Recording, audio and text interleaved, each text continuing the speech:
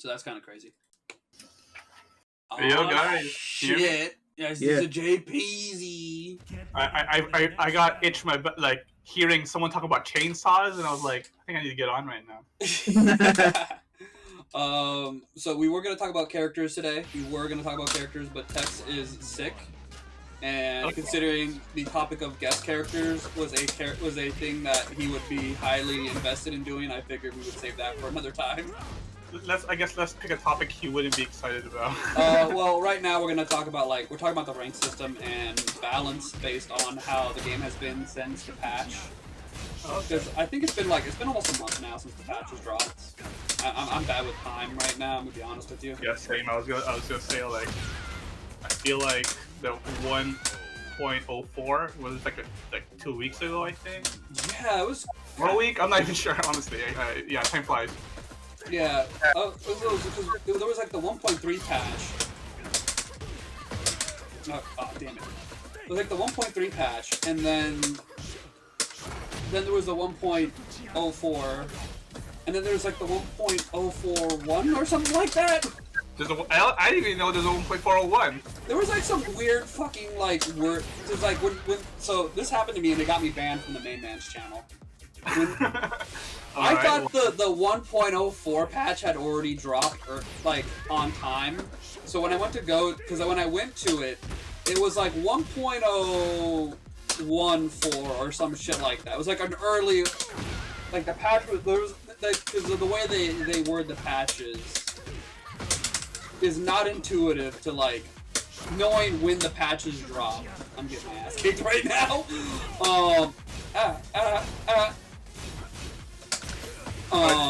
But I went online to go say, hey guys, the patch has dropped, we should take a look at it now. And they immediately banned me because fucking so many people were spamming this shit out of the main man, saying that the patch was dropped. I'm like, okay, I kind of deserve this, I guess. I mean, I guess if there's like 20 people telling him the same thing, he'll like, you know what, this mass ban everyone, but...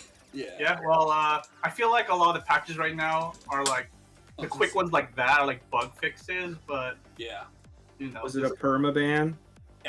No, it was a temporary ban. They just no, it was permaban. I have to vouch to get myself back into it, and he hasn't. None of the mods have gotten back to me. Let me know when you're on, by the way, JG. So I can... Oh yeah, I am on. You can invite me. Ah shit. I don't know why you'd want to be on that dude's channel anyway. He's full of shit. He's good for early information. That's about it. He is the McDonald's of Tekken. General stuff, quick, easy, Tekken knowledge. Yeah. I like that. That's actually a good way to put it, because like he will be like up to date. Like, you know, there have been certain moments where I'm just like, okay, King J, okay, K-Wiss, you were supposed to be faster than this. The main man's already got shit up. Yeah, he's the biggest Tekken channel, so like you have to like he's like almost like the normie Tekken channel kind of. Obviously he knows his stuff, but it's kind of like your flavor kind of. Like my flavor is level up your game, ripping those guys. The level up your game guys. Oh, the level up your game guys are great, but they're and this is no. They're very slow. They're so slow with their content now. That's just like, damn, he's stepping over everything. Exactly. But they're like. They're so slow about it. It's kind of hard to like go to them for immediate information. Yeah, like I try to watch Majin and the Frame Whisperer. I like him too, but like sometimes they just don't have shit up about what I'm trying to like learn about or what I'm trying to hear about. Yeah, like I think for Frame Whisperer lately, a lot of his content's been kind of just fuck Bandai. Which I can respect. I mean, again, Bandai hasn't been doing a lot to like make everybody happy. You know what fucking guy I don't watch at all? I recently unsubscribed from is Volskilmer. I don't know who that is. Oh wait, that is. He's like a clickbait Tekken channel, and he's kind of famous. He gets like thousands of views sometimes, but he one and done me, and I was like, I'm unsubscribing from this bitch. Did you one and done? You're an influencer? How fucking dare? Yeah, you right. One and done me, man. It was even a quick match, dude. No points on the line. I can see that. Anyway, that's like if you get one and done by like lolhounds or some shit like that. Yeah. It's like, okay, you know, maybe your house is on fire, but I don't know, you're a Tekken influencer, I think. Your responsibilities are to entertain people. Let me entertain them as well by beating your face. So did you send an invite or? Not yet. The moment I found out you were online, I was like, oh, wait a minute. Oh, fuck, I did the wrong route. Alright. I'm gonna not die real quick. Down 4-3. But, I mean, we could do that. We could talk about, like, our favorite Tekken influencers today. That's pretty good. There's plenty to talk about there. There's not a lot, but I feel like there is that whole thing I that try like to follow who I can because I always hated how like popular like League YouTube types would get, and it's just like I feel like Tekken people deserve that. Like our game is hard, our game is popular, man. Fucking millions of copies sold every time one of these comes out. Yeah, usually I have like a rotating list of like FGC influences I just listen to in general, like because I try to play everything. Obviously, Tekken's my favorite, but yeah, like past Tekken, like I watch Kizzy K, the what are they called? Fight Dash or something? Dash Fight? Oh, like, Dash I started Fight, watching yeah. them. Yeah. Sometimes their topics are kind of stupid, but like I guess they're for somebody else. It's not that. Sorry, it's not that they're stupid. It's that they're not for me. I live. Like, how is that not -16? That's right, it's -50. Alyssa can't launch it with her down forward too. Yeah, she has no 15 frame launch. Well, she does, but she has hop kick frame launch at 15 frames. Okay. I'm gonna keep running Alyssa because I actually want to. I'll run Steve later because I need to brush him up again. Yeah. Actually, that's a good question. How do you guys feel about juggling multiple characters? So that's a good thing. Go ahead, Keaton. No, I was just gonna say in this game it's much easier because these characters have cash outs. This is a modern fighting game, so it's not that modern fighting games are easier than old. And that's the topic we should talk about tonight: just modern versus old fighting games. Because like, I'm kind of like, as someone who was like 5, 6, and 7 when all the old heads were teenagers and adults. Like I was there. The modern fighting games are not worse than old fighting games, and one of the reasons is newer ones are just easier to pick up. Like I never got Asuka up to the blue ranks. I never got Asuka up to freaking Fujin and T7. The highest character I got besides Eddie was Marduk at Divine Ruler. Yeah, I've been hearing like obviously different stuff where like if you're super new, try to get a base on a character that you like first. But since like we've been playing for a long time, you can kind of apply your general knowledge to all characters in the cast. You know, just like knowing your Punishers first and your bread and butters. You can play virtually anyone, but I think what Keenan said about it's kind of easier is pretty spot on. And I tried to have at least like, I think Tekken's fun enough where you want to try everyone, but have like 3 or 4 good ones under your belt maybe. Yeah, no, I get you. You want to be able to have like something competitively viable, but then you have a character you dick around with, kind of a deal. Yeah, and you play with Tekken for so long, you kind of just accumulate characters. Like you just kind of, it's almost like an adventure. Like, oh, he's added to my new party because I just happen to like him. Yeah, that's why I play so many characters now. I got you.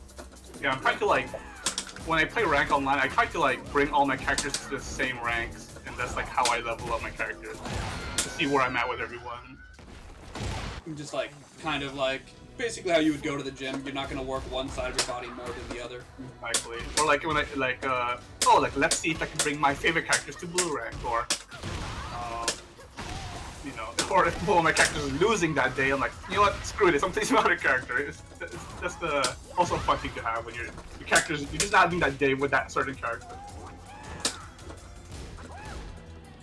Yeah, but like the thing about like the last Tekken game was like it felt like that was like not fun because like the results of learning like a new character in Tekken 7, it kind of felt like I learned how to poke better.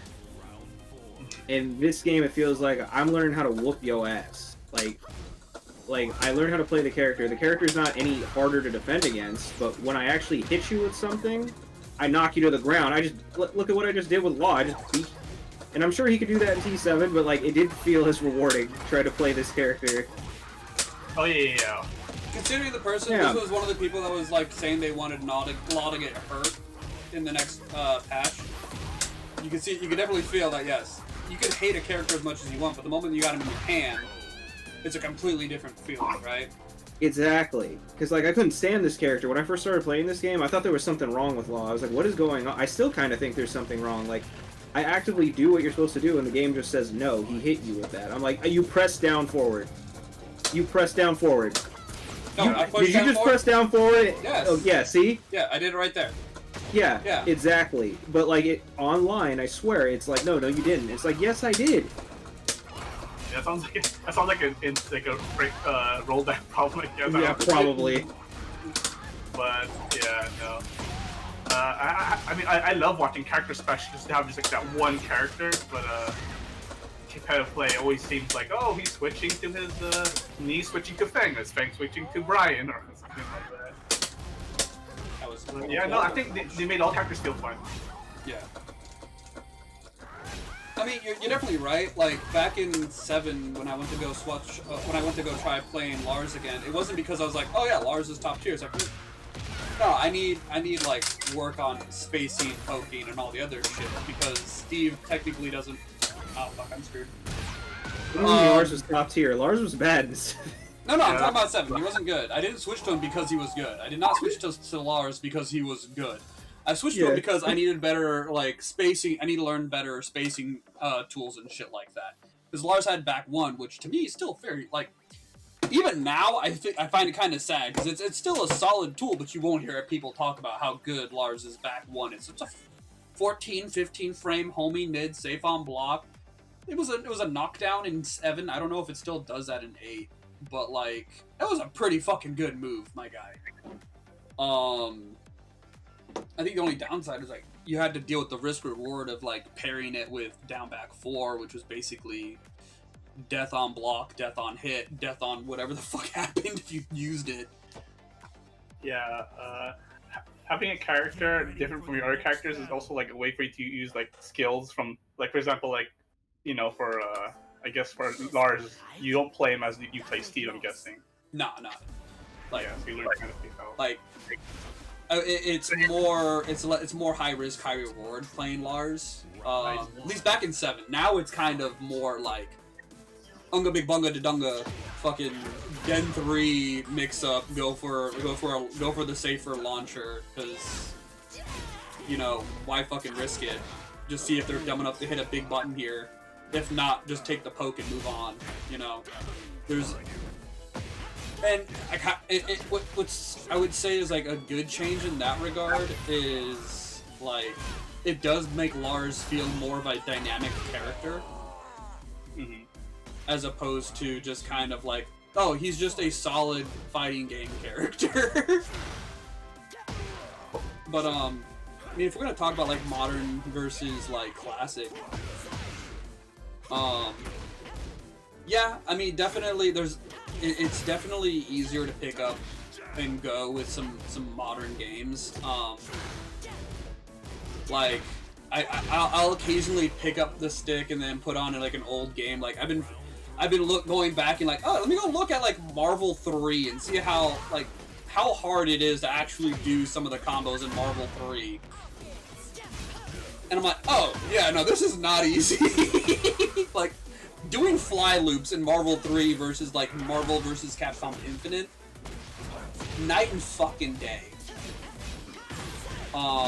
Because, and to be fair, doing certain combos in Tekken 6 versus 7 and 8, again, full different beasts, just thanks to the frame buffer and all, the input buffering and all that. Like, not counting for damage or anything like that, just like making things work and stringing them together. That's insane.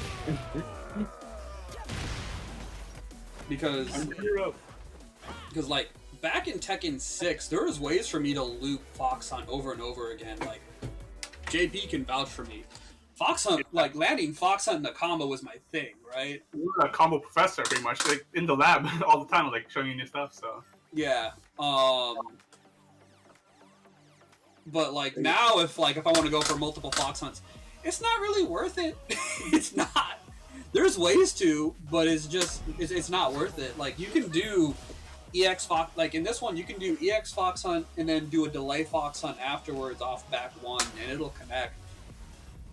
So in general, do you, I guess, like Steve compared to C7, or is there a mixture of both? Or you wish you had some stuff with 7, but overall you like 8, or how you feel? I mean, for Steve, I'm happy with him. Like, I can't complain because, again, the guy's always been solid. Yeah, definitely. Like, but if I were to say, like, what's the difference between... fuck. I hit a button. If I were to say, like, what would be my things for Steve now versus Steve back then, certain combos don't feel as rewarding anymore. I see. Yeah, I actually feel that with Alyssa too. Yeah, because like I think let's see if I can pull it off. Oh shit, that was not good. That was not the route. That was not the route. But there's combos that she can do. Like if I get it round start down forward 2 or up forward 4-4. I can just do forward 2, down forward 1-1, down forward 1-1, and that's that's optimal wall carry. Like, why that is, I don't know, but like that's someone on the dev team said keep it that simple, which I'm like, you know what, that makes sense. They want like.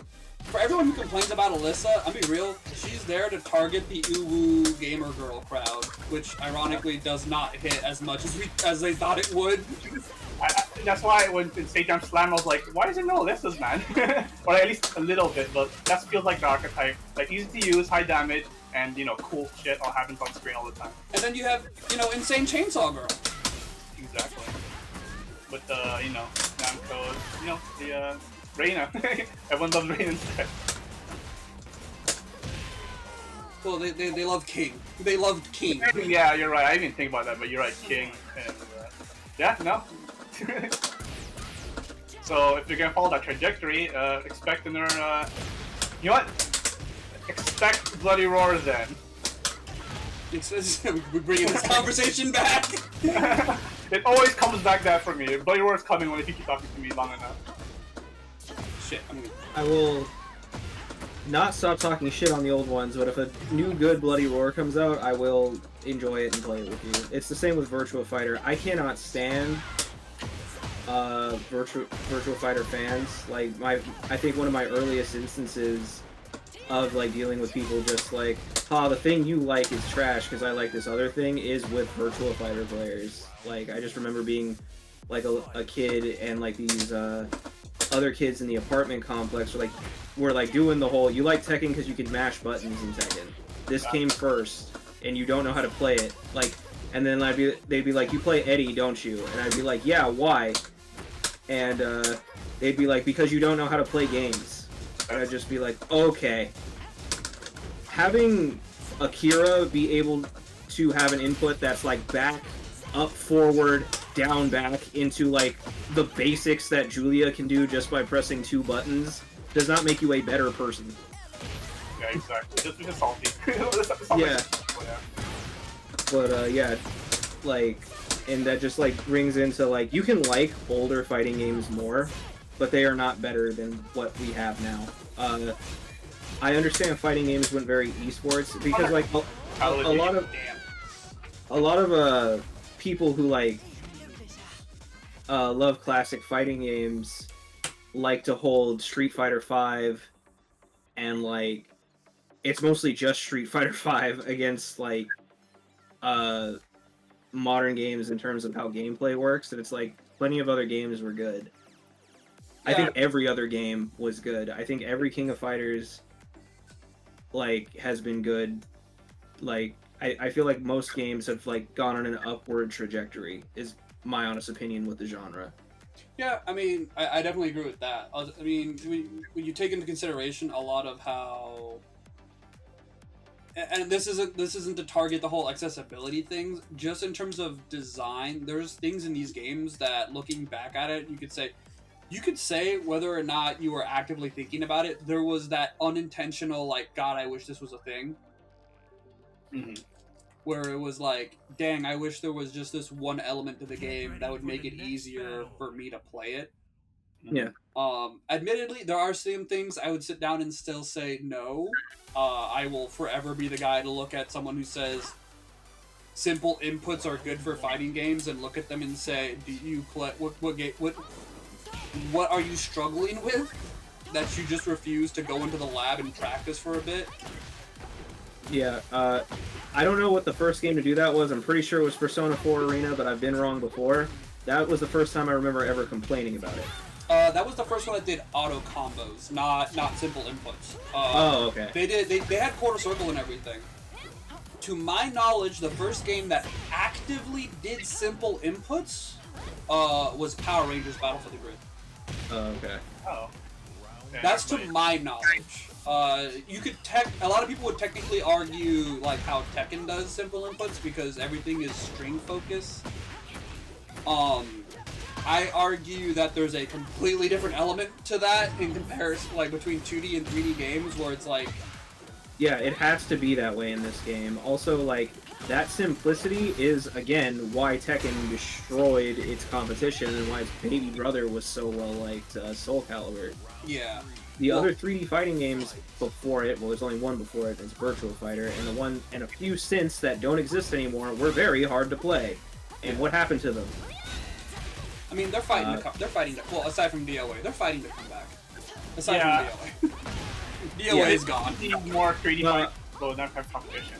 I don't know what's going on with Koei Tecmo, but I know for a fact they're not allowed to make another Dead or Alive right now. They lost a lot of their dev team. Yeah, like it's wild. I think like the actual like president of the company said something along those lines or whatever. Yeah. I love this sound. Hold on. On the clan's down. That sounds so fucked up. I'm tear apart. It did not damage to me. Dan took a bird on my chest. You stripped the bird from the chest.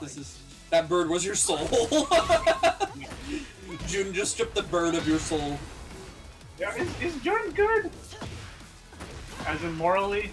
I don't know. She the justification for her for not being in the last, I don't know, 5 to 6 main installments was she was asleep.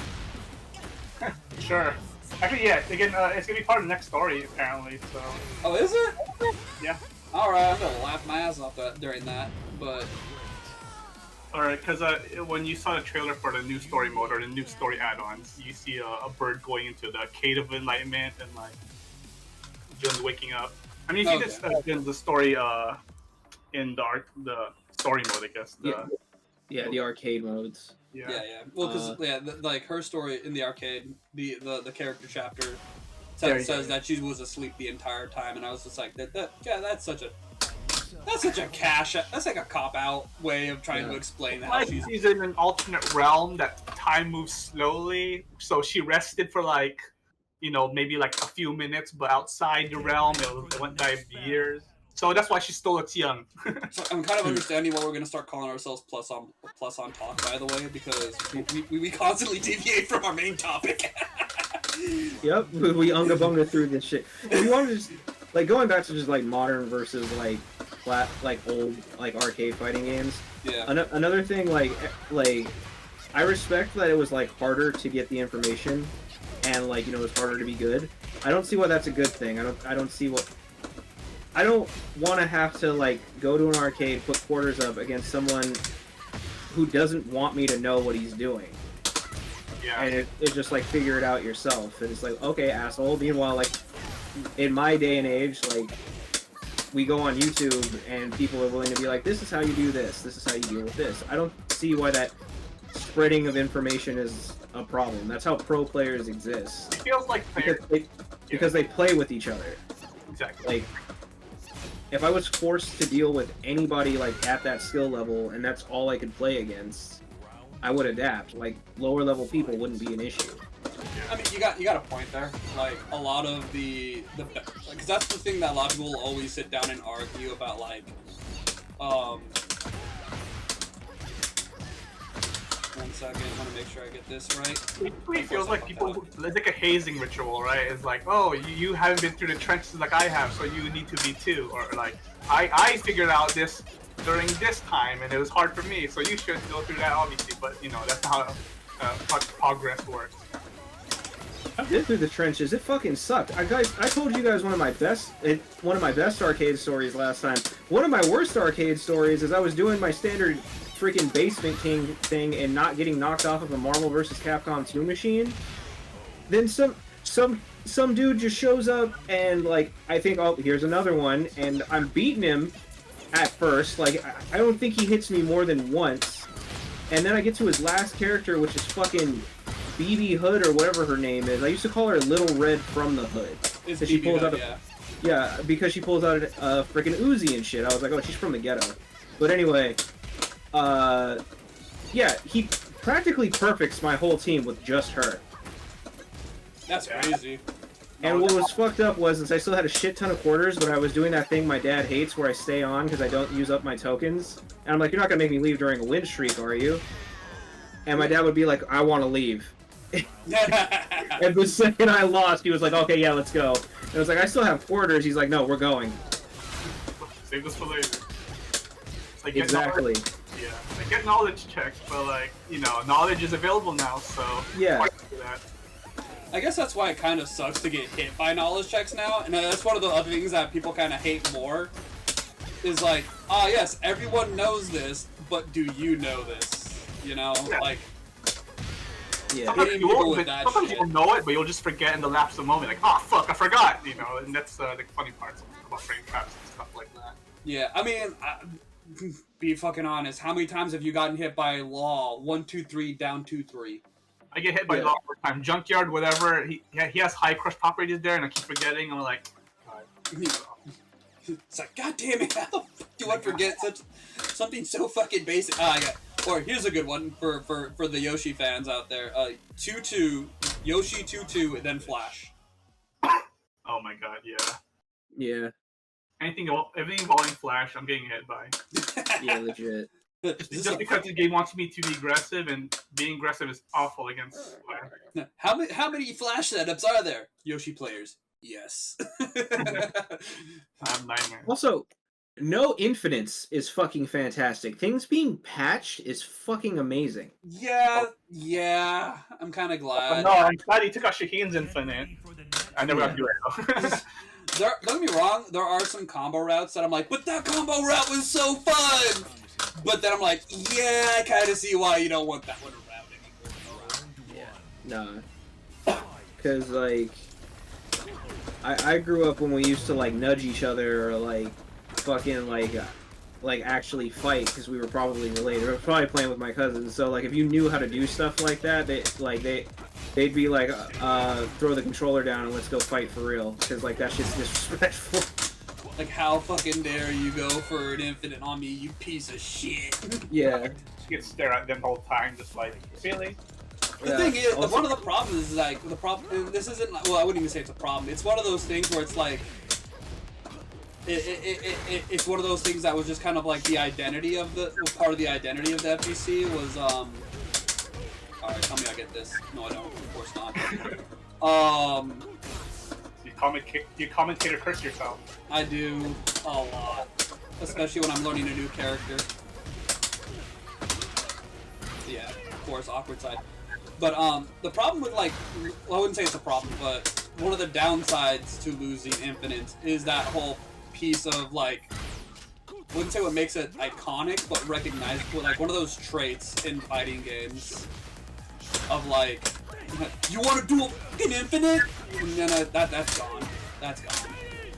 Which, fine for the most part, because, you know, yes, everybody wants to do an Infinite, but not everybody wants to be on the receiving end of the Infinite. Nobody wants to be on the receiving end of a fucking Infinite or a fucking whole health combo. Like, that shit used to be in Tekken. Who wants to be an Infinite? I don't think there's anyone that wants to be an Infinite. Yeah, no, argue, like, people want to hit the Infinite, nobody wants to be in the Infinite. I never realized like Makoto had one because I've never been on the receiving end of one, but now apparently that's just how people play Third Strike. Yeah. So like I'm kind of worried about Evo like when I go. I signed up for Third Strike. You're gonna get hit with that Makoto command throw, and then you'd be like, this motherfucker. Yeah, just a picture with him. Like, oh yeah, do a selfie with the dude. Yeah, like one person I knew who played that character, they did the install super. So like I didn't even know this fucking infinite involving her like dive kick super existed. I wish. In old games, I can kind of forgive it though. Yeah. I mean, there's a charm to it because of how janky they are, and that's arguably what I would say is the thing that a lot of modern games miss is that jank. But it ain't there sometimes though. Like I really am. There's a Japanese term for it, but it's not called Kusoge. Yeah, there you go. DNF Duel was filled with Kusoge jank. It's not even that old, so. Yeah. There are some games that like they'll purposely they purposely try to program it into their game. Most of them are going to be like anime games. Seeing Nendmaster almost made me get into that game. I'm not gonna lie. I ran a Nendmaster in DFO, like the actual MMO. Yeah. Ah.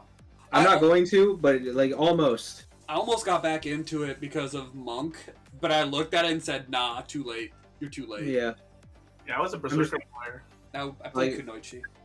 If I get an anime fighter at this point, I have to know like you guys or like two other friends I have. Somebody I know has to get it with me and play it with me. Otherwise, like no, I'm just gonna go online, lose to people who have been there since its conception, and I'm gonna get frustrated. That's actually how that be. Yeah, like I'm gonna send messages to people like, why don't you come on Tekken and try that? I did that once in Blaze Blue, and I felt bad because the dude on PSN, like he said something along the lines of like, oh, I'm a like 4th Q, and I'm like, never mind. Like, oh no, I would ruin your day. I'm so sorry. But I mean, that's just kind of that whole thing where it's like, you could be good at a fight. You could be good at a fighting game. You could be good at your fighting game, but that yeah, exactly. It doesn't always necessarily transfer with the greatest of ease to another game. Yeah, and that's where like those multi-game like a lot of games, but you know, you have your main game and stuff like that. Yeah.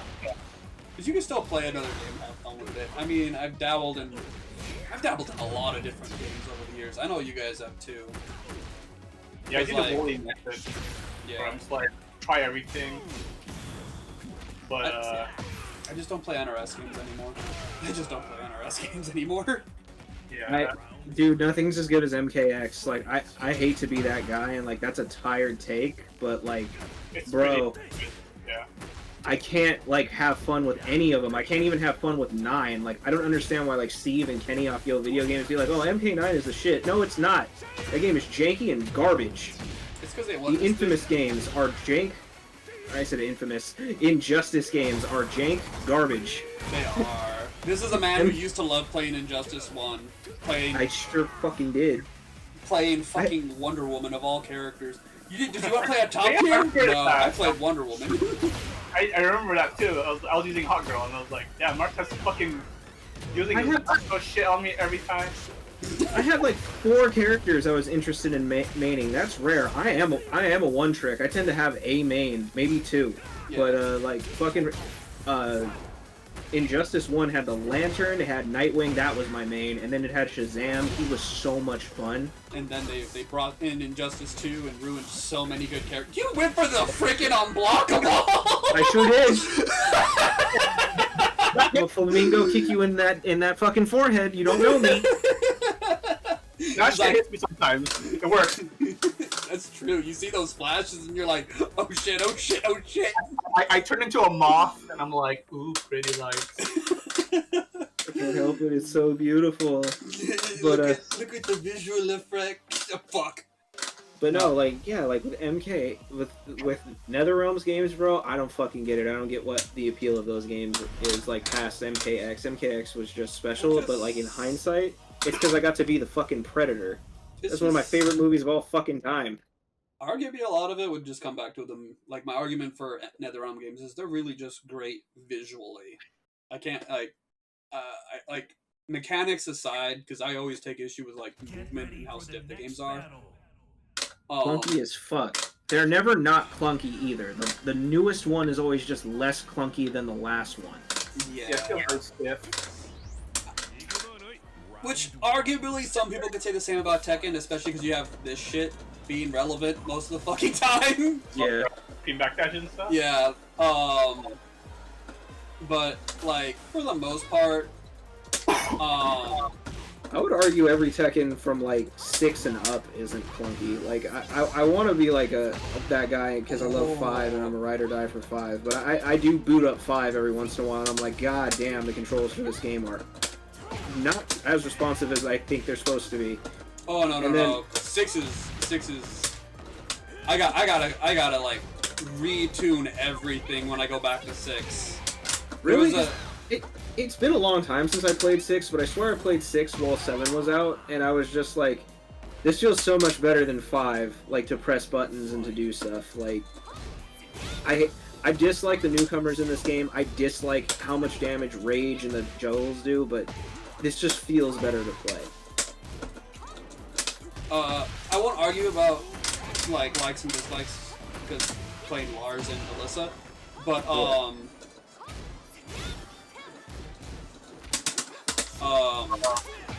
fucking that game is like there's not a lot of input buffer in that game. So you have to land your shit. Yeah. I keep forgetting that it's this one. I want this button. 444, not 443.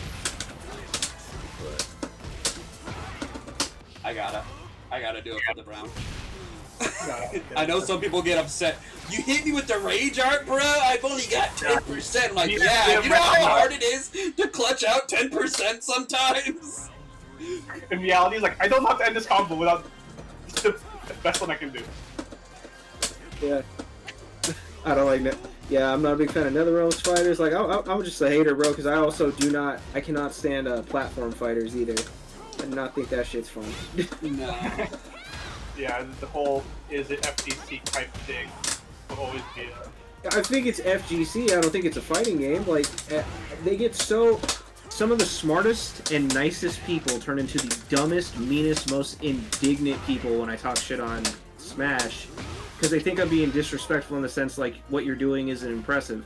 No, I'm not saying that at all. I think Smash is like the hardest thing to get good at. The idea that the more damage I do, the more I have to tune my combos to actually have them work. That's fucking wild. I hate that because it ruins. Well, like, I like consistency. I like my consistency. Exactly. I'm not saying it's not a fighting game because it's not fucking hard. I'm saying it's not a fighting game because the creator of the game said it wasn't a fighting game for the first 3 fucking installments. He did not want it to be a fighting game. He didn't want it to be competitive. Yeah, they actively put mechanics into Brawl to make you not able to play it like Melee. I don't know what that tells you. Like, I don't like Nintendo, I don't like Smash fans, but given the lesser of two evils, Smash fans, why do you give them your money? Exactly. Because it's video games the game, and the Wii U one, regardless of what like those still holding out for Melee choose to believe, that one's balanced to be a competitive game, and so is Ultimate. I don't think they're balanced well, but they are balanced, and yeah. As much as I dislike it because I don't find it fun to watch, and I don't find it fun to play, I get why people are into it. Yeah, I mean, for the most part, and the other thing, and this goes back to the modern versus classic, it does... Fuck! I even knew what button to hit that time. I did it earlier just so I could do it. The moment I hit 1, I was like, nope, that was wrong. I dropped it. You must say something very profound. It's so good. We must say that you just have to drop the combo. But You're the cooking, thing I was man. gonna say was, like, it goes back to the whole modern thing. Like, the thing that people always argue about Smash compared to any other game, Yeah. it's just so easy to look at that and be, oh, this is how I play the game. Yeah. I can pick it up, I can say, okay, how do I jump? Oh, it's basically, like anyone else would notice, it's a platform game. I can hit up to jump, or I can hit a button to jump. I can hit this button to block. I don't need to hold back to block. I can hit this button. I get my special moves. If I hit a direction, I get another special move.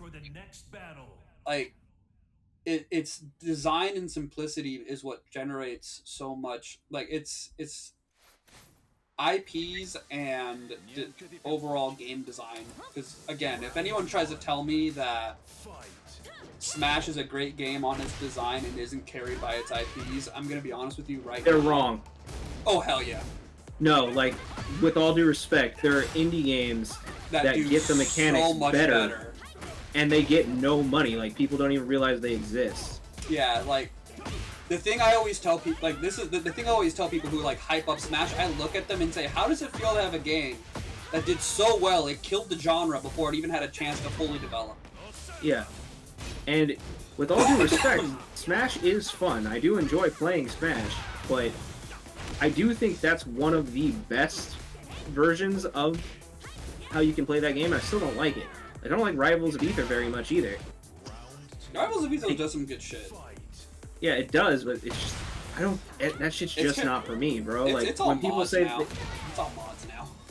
Yeah, when people say like they just don't like 3D fighting games, it bugs me, but at the same time, I gotta just step back. I gotta realize, pretend you're talking about platform fighters. That's how I get over it.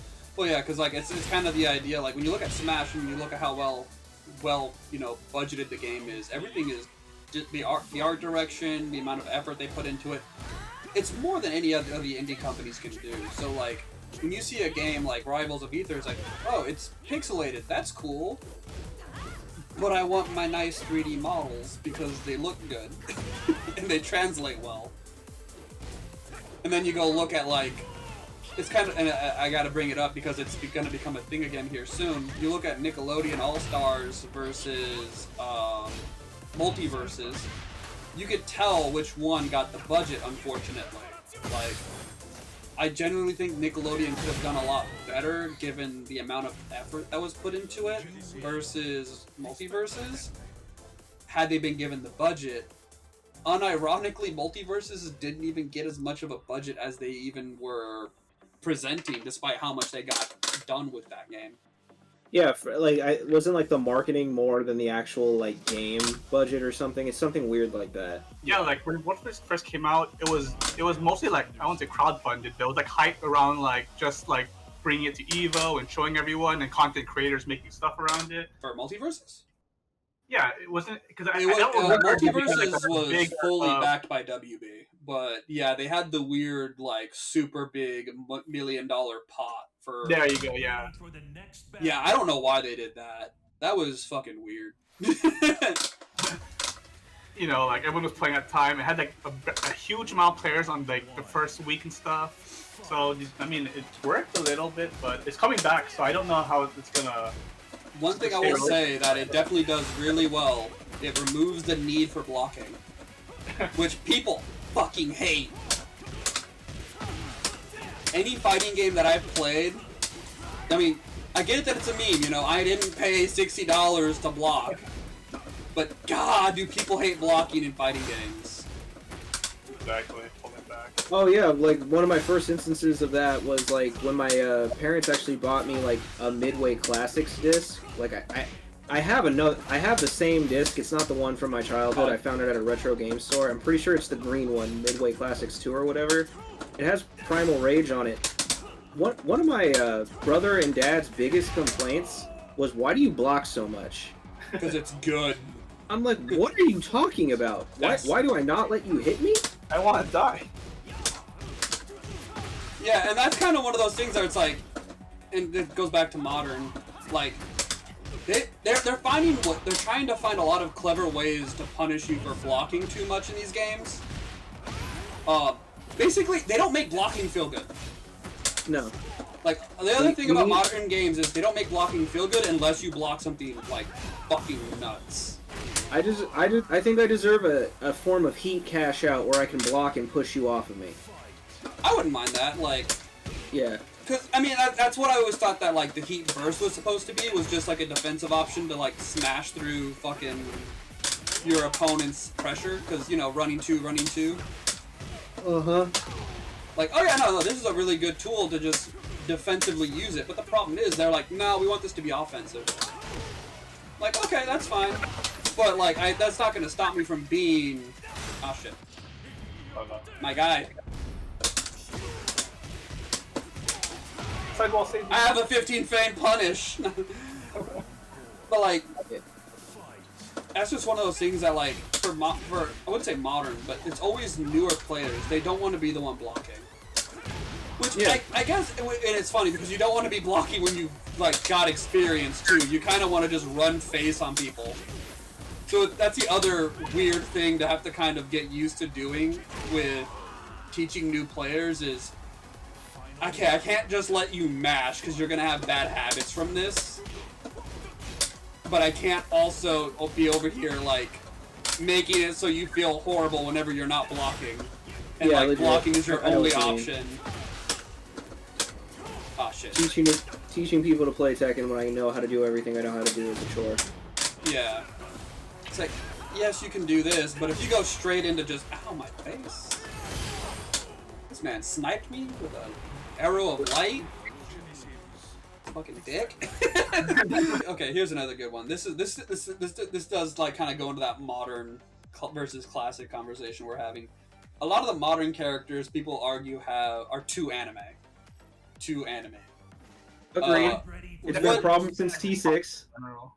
I wouldn't fully argue it, because if you go into the idea that if you look at it from the perspective of a lot of the original cast were developed based or created based on movie characters or movie-like traits, it just makes sense when you have to dive into other genres of movies and not just specifically,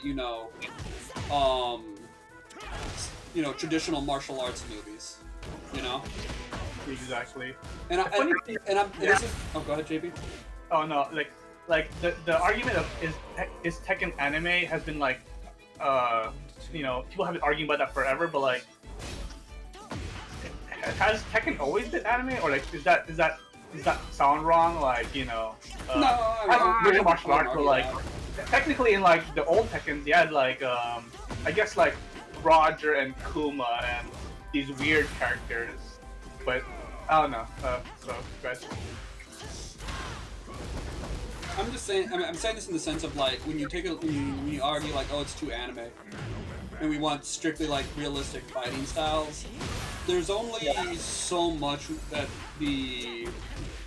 there's only so much we can do before we end up with more Shaheens. No shame on Shaheens, but like I want to say a lot of there's only so many martial arts that actually look like they're doing something different. If that makes sense. Okay. That's fair, but there's no Pancrationists. That's true. We could definitely. There's no C-Lot fighter. There's no. Shit, I used to have a list because I was gonna make a video about this. Oh, African martial arts. There's no Dombe boxer. Would be entirely fundamentally different from Steve. I believe it. The rest of them are mostly weapon fighting styles, though. So, like, a Senegalese wrestler, a Lam wrestler, but he'd basically just be a heavyweight MMA fighter in all like, honesty. I mean, and that's kind of the thing is like, and as cool as it would be to have these in, the other thing we have to keep in mind is how quickly will people recognize these martial arts styles? They won't. They will not. I don't mean to assume, because like I'm just a dumb American, but I don't think that part of Senegal even is like super down with like video games in general. So that's what Leo does with their stock. So yeah, it's like I've never seen Leo players use it. Very important. But yeah, no, I mean, you got a point. Like, it's hard to kind of continuously... So bring in the dog! You still took damage. I don't give a fuck. I was curious. I never did the super on get them that stand. You still took damage. I don't give a fuck. Bring in Sugar. As long as Sugar does something I don't care, it's worth it. Yeah. But it's the truth. Like, you'll... There's always going to be room for new martial arts style, but again, it's also kind of hard to bring in something that's recognizable. Because again, and this would go into our conversation about like guest characters essentially, but like what is the definition of anime then? In terms of Tekken, like, oh, that's too animated. So what would you consider anime? Like, I guess you already stated. Like in regards to characters who are exceedingly anime, obviously Alyssa, Lars.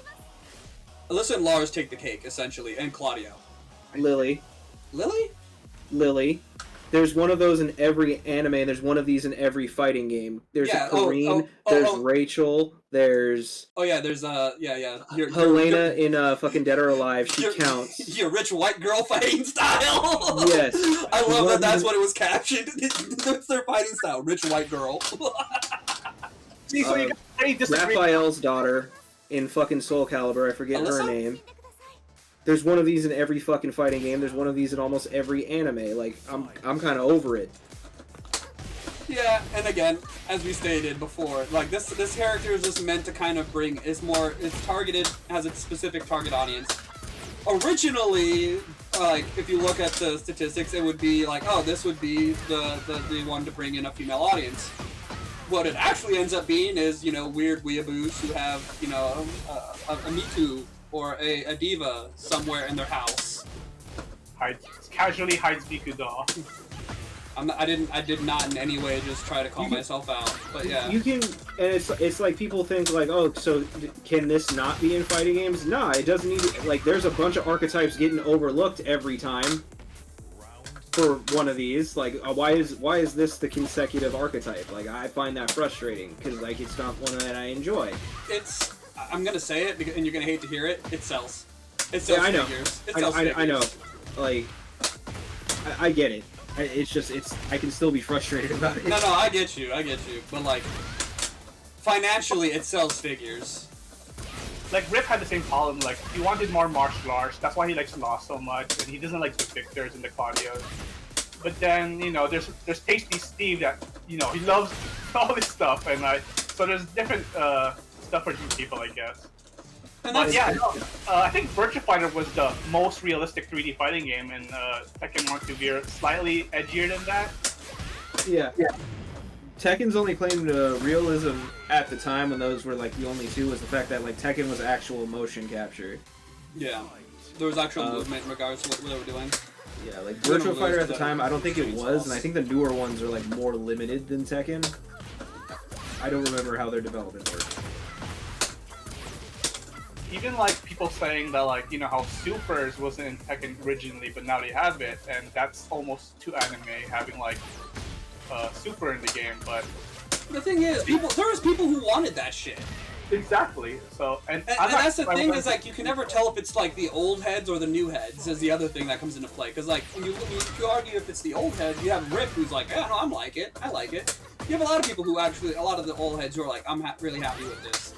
But then you got some of the new heads who come into the game because they have an idea of what the game should be, and now you have them fucking saying, I don't want this in the game because this isn't Tekken to me. It's like, well, what is Tekken to you then? Personally, my only complaint about, like, you know, Supers is just like it's got a weird implementation. Like, I don't think it should just be a comeback mechanic. Oh yeah, I mean, again, and this goes back to the last time we talked. I think the best comeback mechanic in this game is the recoverable health. Yeah, for sure.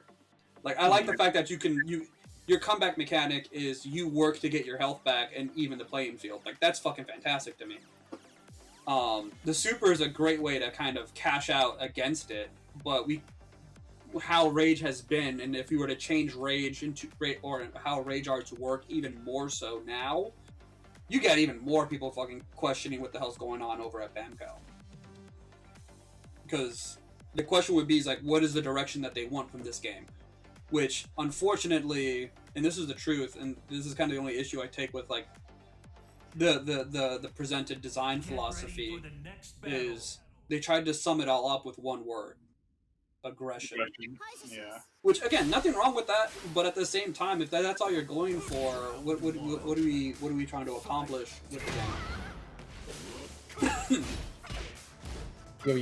Yo, we got Rod. We are currently talking, like, originally we were going to talk about balance, but now we're just on this tangent of, like, old versus new, and,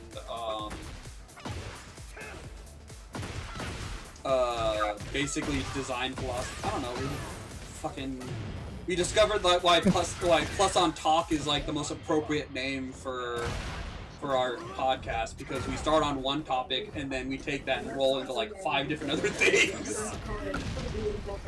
I like it though. The name was really good. Yeah, Keenan did a great job with it. But we're always plus. always plus into something. Yeah. Oh, that's what it was. Like, what is too anime for Tekken, right? That was what we're talking about, right? What is too anime for Tekken? Yes. I mean, did everyone have the same answer, Lars? Kinda, yeah. No, I think Claudio is definitely the most anime character right now. I think he's more anime than Alyssa. Like, he do be. He's a flat out Quincy from fucking Bleach. like, You know what? I didn't think about that. Yeah, you're right. He's basically fucking Ishido. a chainsaw fucking hurt. I mean, the chainsaw at least does chip. I don't agree with that. The chainsaw at least does chip damage now. No, again, I think Mark said that Shaheen was also anime. I'm like, No, I way, didn't. right? No, I didn't. Did I? If I did, I'm gonna cut. No, caught later. no. Mark meant like because he's such a general martial artist. Like, Oh, Shaheen is. he's like the too bland version, like the Mark. Yeah, no, my argument. Sorry, my I was argument just gonna was. say Shaheen is just doing stuff. Yeah. No, like my argument was that the problem with sticking with traditional martial arts or just martial arts in general is you already joined in, like, cool. All right. Yeah, I did. Yeah. The problem I have with it is like how often do we how far can we push martial arts in regards to not making them look the same visually? The visual style of Tekken, like, there is only so much that can be done without exaggerating what characters can do before we have to start questioning, is this anime? Like, Leo is kind of hard as an example, but like, let's take for example Steve, I guess would be a good one. Like, is the Dempsey role, which is kind of absent now, kind of, he gets it through his rage, his heat now, but like, is that really a necessary tool for a boxer to have in a fighting game? In real life. Oh, in real life, yeah, in real life. I mean, Well, we keep it because it's a fucking a Hajime no Ippo reference. And Jack Dempsey. Yeah. Which move is that? Is that the one where he just like moves forward and dodges? Yeah, it's the one where he weaves forward, in and out as he moves forward, and he just swings with hooks. I mean, real life. Oh no. You kind of get what I'm saying though. Like when people argue Yeah, I get about what you're like what's too What draws the anime, line? like, bro, you kind of have to keep the game visually interesting. Yeah, Otherwise, you're gonna be like- stuck with like, oh yeah, I can jab. I can do a jab. Am I a Tekken character? Can I be put into Tekken? I can jab. Having that real martial art as a base makes it look cooler though. Like, can you honestly say what like Claudio is doing is like cool? Oh yeah, you got a point, because he's just a walking JoJo reference, the way he Or moves. is it just strong because he has a very finite amount of moves, so they have to make everything he does good, or he's going to be garbage? I definitely kind of agree with that, where it's like, because again, like when you look at Claudio's motions, don't get me wrong, like his animations are really cool in the sense of like, if you look at what he's doing all the time, he's always just posing on you, and people fucking love that. Clowning on you. Yeah, but like I feel like in the 3D space it doesn't look as cool. Like he has a lot of like motion, like general like movement theory in common with like Hazama and like Blaze Blue. Oh, I get what you Right? mean. Yeah. No, Keenan's right. If I see someone doing Claudio stuff in real life, I'll be like, Why are you doing that? Yeah, but like when Hazama does it, because well, it is an anime fighter, and anime is like as an art style is designed to be appealing. But also, he's got these dope-ass custom butterfly knives. He's got snake magic. He's got chains with, like, living metal snakes at the end of it. He does all this extra shit to make it as cool and as flashy as possible. Claudio makes blue fire. He makes less blue fire than Yori makes purple fire in fucking King of Fighters. It doesn't look cool. He makes spell seals come out. Yeah, you're right. He does now. And when Yeah, you're I in heat. think that was a good. That was definitely like a good touch. Yeah, it was. I'll give you that. I'll give him that. He's more visually appealing than he was in 7 for sure, but in 7 he was a definitely. letdown. to me. Like he really upped the exorcism like style he has here in this movie. Yeah. But arguably, that just makes him way more anime than when yeah, for that he better was half of initially. 7, I didn't even know he was an exorcist, like in the lore. Like, Oh yeah. Like, why is he fighting like this kind of a deal? yeah. Yeah. It's like, it's the same with Safina. I've always thought she's super goofy and nonsensical, but now that she makes a giant fucking crystal arm. I'm sensing a pattern here. Yeah, I definitely feel like it feels like that your issue is like, what is this? Is that it's what keeps it from being grounded is that it's not tied to anything. Yeah, and now all of a sudden these goofy characters do stuff where it's like, yeah, that's goofy, but I don't. A toddler coming at me throwing fucking fire at me would be a problem. I wouldn't want to live in the Last Airbender universe if like that's in my genetics. Like, oh, you gave birth to a firebender. That sounds like work. So if the baby doesn't get mad, how quickly are we to lose our house? Yeah, exactly. So like, these characters are way more forgivable in this version of Tekken. I am more than willing to admit that. Yeah, because you actually have something to sit down, look at, and say that this ties into this. Like, why is he shooting this? Like, oh, okay, he's kind of you can see the magic reference? properties. Rod? I don't think so. I think that's a The Green Hornet. No, the Leo. Leo. I thought that's Negi. Oh, it's Light Yagami. It's Light Yagami. yeah, it's light. It's Light Yagami. Light. Okay, sorry. I thought that was that one character in. Is it 4? No, it's 5. It's 5, right? Where I don't remember. Joker. Joker. You're thinking of Joker. No, there's a dude with a tan suit. He's like a He's not one of your teammates. I know who you're talking about. Yeah, He's someone you can the social rival, link with. the rival character. You used it. I didn't know what to do. Actually, I don't know why. I can't believe you need a 10-hit combo. Yeah, no, it's I Light. prefer legacy skill. But yeah, no, I get what you mean by like, it when you see a character move in a way that's like, why would you do that? And there's no definitive like character trait to show it. Yeah. I get what you mean, because it's like, Because like people are like, why are you okay with the animals and not characters like Safina and Claudio? Because go fight a bear. yeah, Tell me about it. Like, I'd be terrified to fight a kangaroo. One of the earliest instances of me seeing like a kangaroo with boxing gloves wasn't just freaking Looney Tunes. It's this black and white, like, soundless footage of a guy beating one up, and like, I feel bad for the kangaroo, but it hops back on one leg, on its tail, like they do in the cartoons, and it kicks the dude with both its feet, and the dude just falls over, and he doesn't get back up. There's like an extra 5 minutes of footage of like people like running up trying to like get him to wake up. I think it killed him. I think that sounds about right. Oh, he dropped it too far. If they don't bring in Roger and make that his unblockable, by the way, I'm gonna be disappointed. I need that now. I need that. I respect nature because, like, you know, you start to realize how fundamentally, like, weak the average human is compared to most animals. Well, that's why we have all these different techniques that we develop with fighting and weapons and all this other shit. Yeah.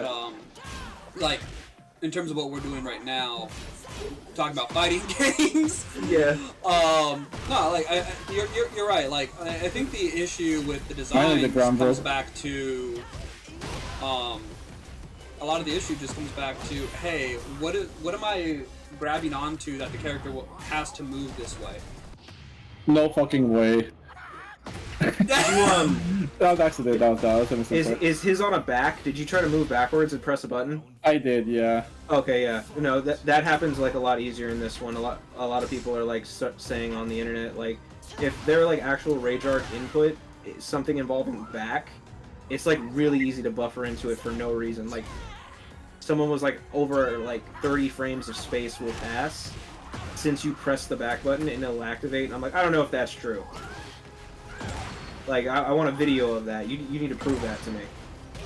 I'm sure someone will. If anything, IMOP will do it. Oh, actually, yeah, we can do that back. We can go back to the content creator thing.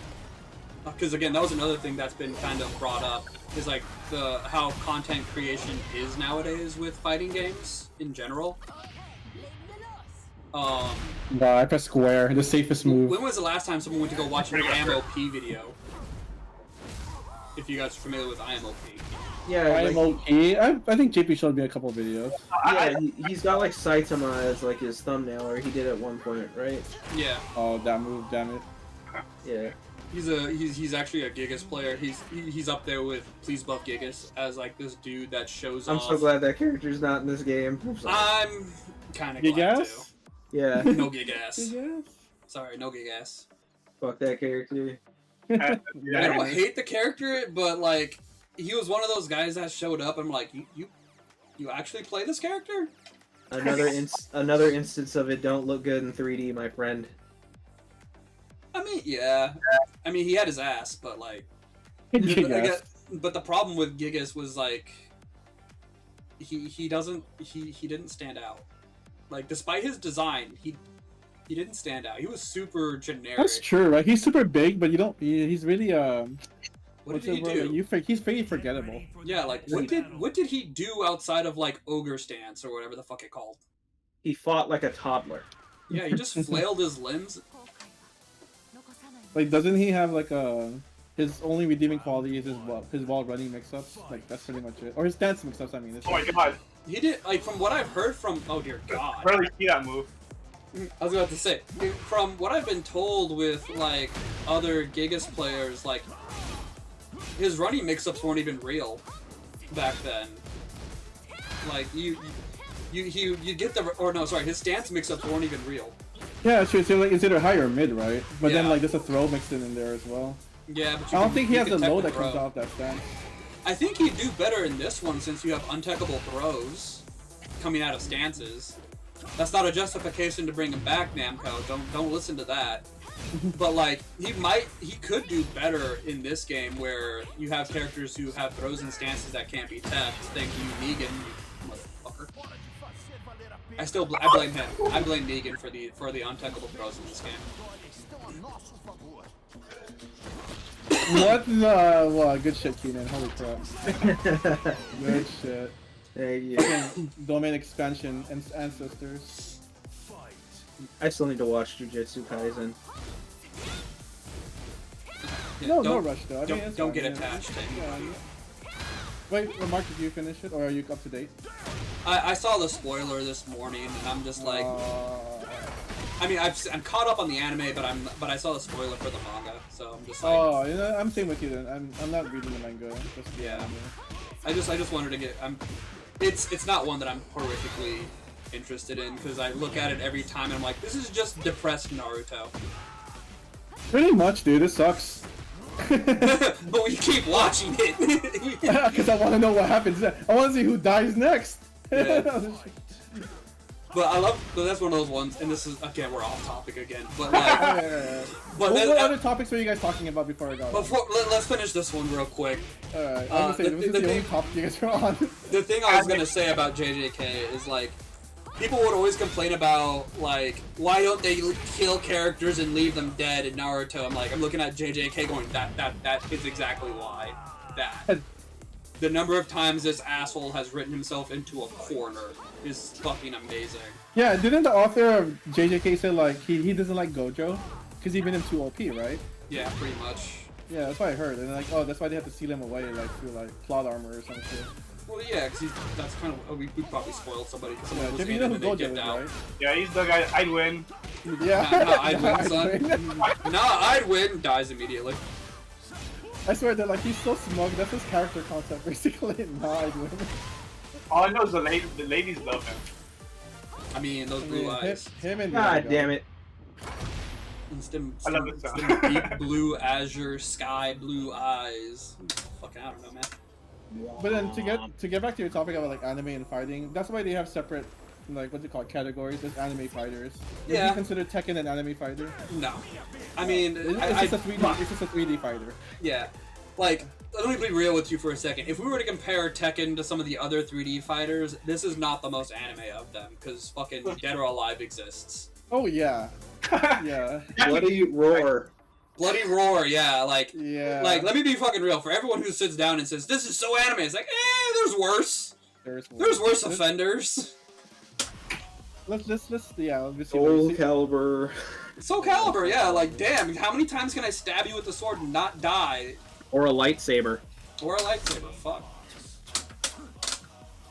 That shit was dope. I don't give a fuck what anybody. I know we're not talking about guest characters, but I swear to God, I'm about to like just be like the Star Wars characters were a great fucking idea. That's what I bought that game for. Idea. I fucking had so much fun with Starkiller. I don't even like his game that much because it is nonsense. Like, how strong is the Force? If it's that strong, there shouldn't be any problem. I feel like I know who this is. Oh, this is I got tapped. I got one tapped, but everybody likes me, bitch. That's how I remember her. Peter. Everyone hyped her up as being this amazing character. Oh, it's Lois. It's Lois. Doesn't Abner have a fucking Peter Griffin Jack? Yeah, Jack. Oh, Peter. Brian. Christopher Cross Griffin. Gotta make the whole family. Meg. I'm pretty sure you can make Meg in this game. Pretty sure. Yeah. Not too hard. You just need a beanie. Alright, man. What's your next topic? So fuck. Let's see. What have we talked about and could probably go back to? Because I want to save characters for next week when we got Tex in here because. True. Since it's only us, we can talk about like minor stuff, I guess, or stuff that don't matter. Oh, like yeah. But the game's balanced. The game's current balance. Everyone's A or S tier. Yeah. There's no fucking B tiers, there's no D tiers, there's no F tiers. Everyone is A and S. Alright, speaking of tiers, I guess, which one have you guys... Whose list have you seen that you kind of like agree? Like Arslan, Nee, Main Man. They're all different. I saw Speed Kicks, and I was surprised to see him say June is irrelevant. Yeah. Speed Kicks' list is wild. Yeah. I haven't seen any of these. I mean, obviously you don't take them for a grain of salt, obviously what you want is up, but then like, taking it from a pro standpoint, it's really interesting what they as like, you know, top tier and low tier. All I know is that I'm glad that the patch wasn't so good that people are like complaining about Steve again. Yeah.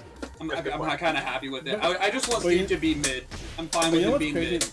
What's crazy, of all the pros I mentioned, everyone, there's only one person that's consistently in top 3, or at least top 5. Lily? It's fucking, no, she's, Speed Kick, she's not pretty high. No, it's Xiao Yu, dude. Yeah, which is weird. Xiao You Yu's don't always see, up there. you see Xiao Yu being strong, but you haven't seen her win yet. And I'm not saying this is like to downplay the tier lists, but it's like, I get that sidestep AOP is strong.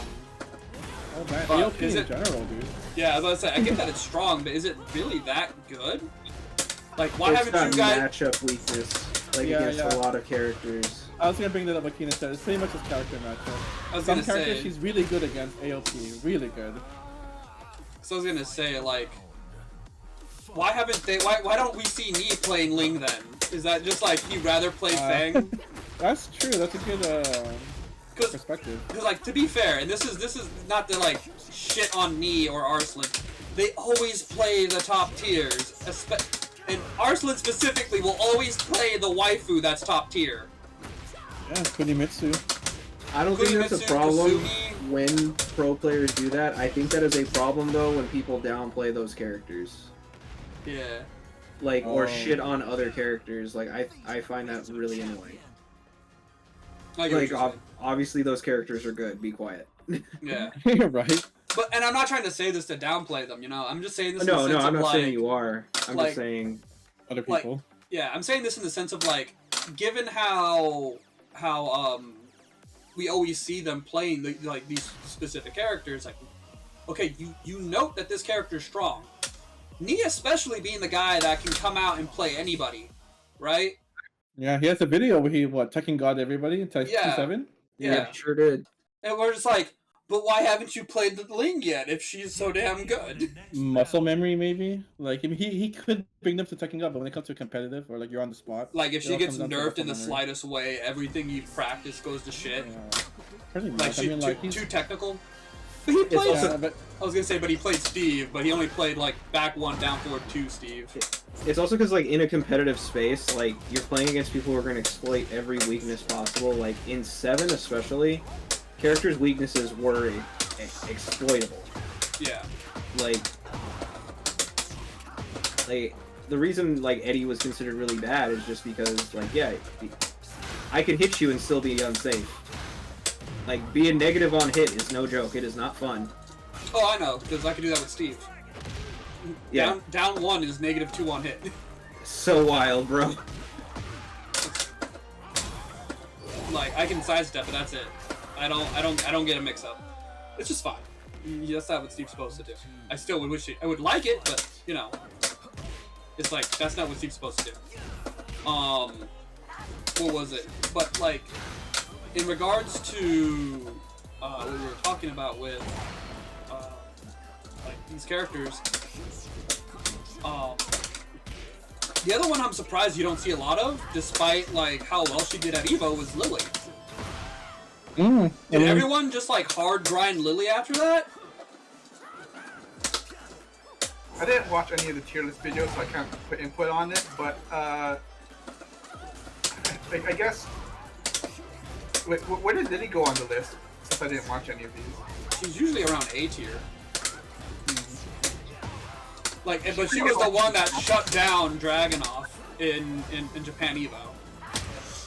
Now, I don't remember. I don't know if this was like post-nerf Dragunov. Well, No, this was pre-nerf Dragunov too. Like, Lily was the Dragunov counter. Lily is just really good against like offense. She has a lot of like just moments where she's crouching or jumping. Yeah. Or slightly lateral, like no matter what she's doing. It's really odd. I think that's their way of compensating for the fact that like almost everything she does can be sidestepped. Woo! Doug, you went fucking around me, Mark. What the hell? Yeah, that was fucking beautiful. Let me do that again, please. You went around That's the me, movement dude. we want in this game. Absolutely.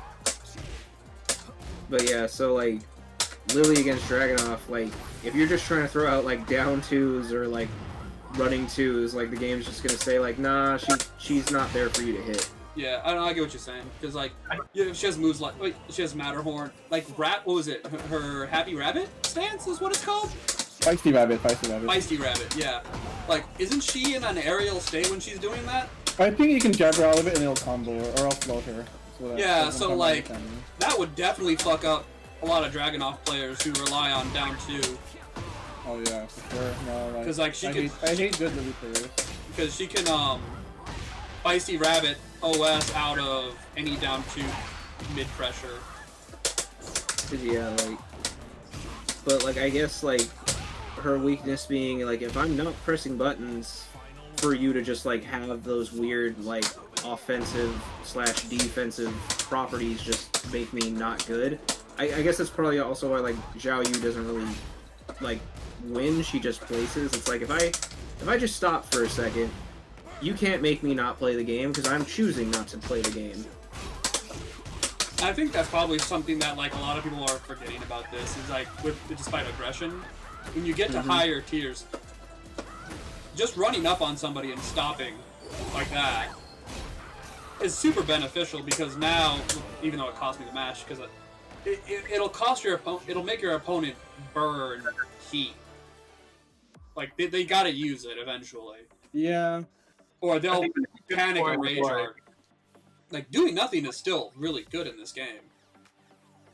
Yeah, I think you made a good point about like how everyone's having trouble with the tier list. Like, no one feels like an S tier. Like, for T7, Akuma has always been that S tier. And It's always been an obvious answer. Like, yeah. Now, like, everyone's kind of like, sure, maybe like, there's A tier and there's like C tier, but even then, I feel like they're close by like a couple of things only, but it feels more even than T7 was, at least, with Queenie and like Akuma running all over the place. So the fact that everyone's having trouble deciding on which tiers is probably super healthy, I guess. That's good, yeah. Everyone's good. Yeah. I've always kind of glazed Tekken's balance and always like said whatever Tekken is out, that's the most balanced fighting game. If that's like something you're concerned about, play Tekken. Yeah, exactly. I guess that makes sense. But Tekken is like has problems, but man, has the character diversity for this game has been really good. I mean, that's definitely the highlight. Is like after the balance patch, and I would say again that's kind of what the main subject was supposed to be. The main thing to say after the balance patch There is nobody in this game that is ungodly, like, dominant in terms of who you will run into. Because before, it was like, you know for a fact you were going to run into Dragunov or Reina or Azucena or King. Like, you would run into one of those 4 to 5 different characters. And ooh, nice. as the game is, like, the way the game is now, you could run into almost anybody. Nice. I will say I've seen a lot more Leos, though. I've definitely seen a lot more Leos recently. Yeah. You know, it's even weird for me as a bear user to have a good bear in the game. Like, when I was watching the St. Jam Slam, MYK was using the bears, and he was hella beating everyone, and strange to see, because T7, man, when ranked you play, I'm like, yay, our resident only bear player, but now it feels like everyone's picking him up, so yeah, even with the lowest tiers, characters like the bears are being played a lot too. Like, Spag is using the bears. Yeah, I mean... Oh, I'm dead. It is safe to say this is, oh, down. like, despite people saying, like, oh, this character or that character is a problem, the game is pretty balanced. It's kind of hard to say otherwise. Like... Yeah, oh yeah, for sure, because, like, everybody's just crazy. Like... To some degree, yeah. Like, you know who I hate, though? I mean, go ahead, Keenan, go ahead. I was just gonna say, like, there's just so many, like, random situations where every character, they're gonna hit you once, or they're gonna hit you twice, and it's like 40 to 50 damage by itself. oh shit, did Rod go away? Oh, no, yeah, I got kicked up, it's fine. I can join up Mark again. I was gonna say, I'll join I back in here. Give me a second. Alright. Hopefully you won't get kicked out this time. Yeah, I don't know why. It just says connection server. I don't know. It's just something weird with PC, but I'm hopping online right now, or I'm going back online. Oh. Yeah. It says you're in battle. What? It, Yeah, that's weird. yeah, it's fine. All right, cool. I'll join in a couple sec.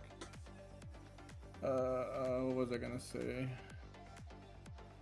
Oh shit.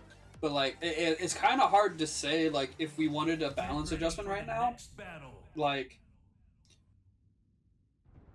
I don't know. Maybe after Evo we could see it, but like, it's right now we're kind of in a nice undeveloped meta outside of just be aggressive, where it's like it focuses more on playstyle than character. Thankfully. Oh yeah, for sure. I guess right now it's just everyone's looking for the character that idealizes the game's playstyle the most.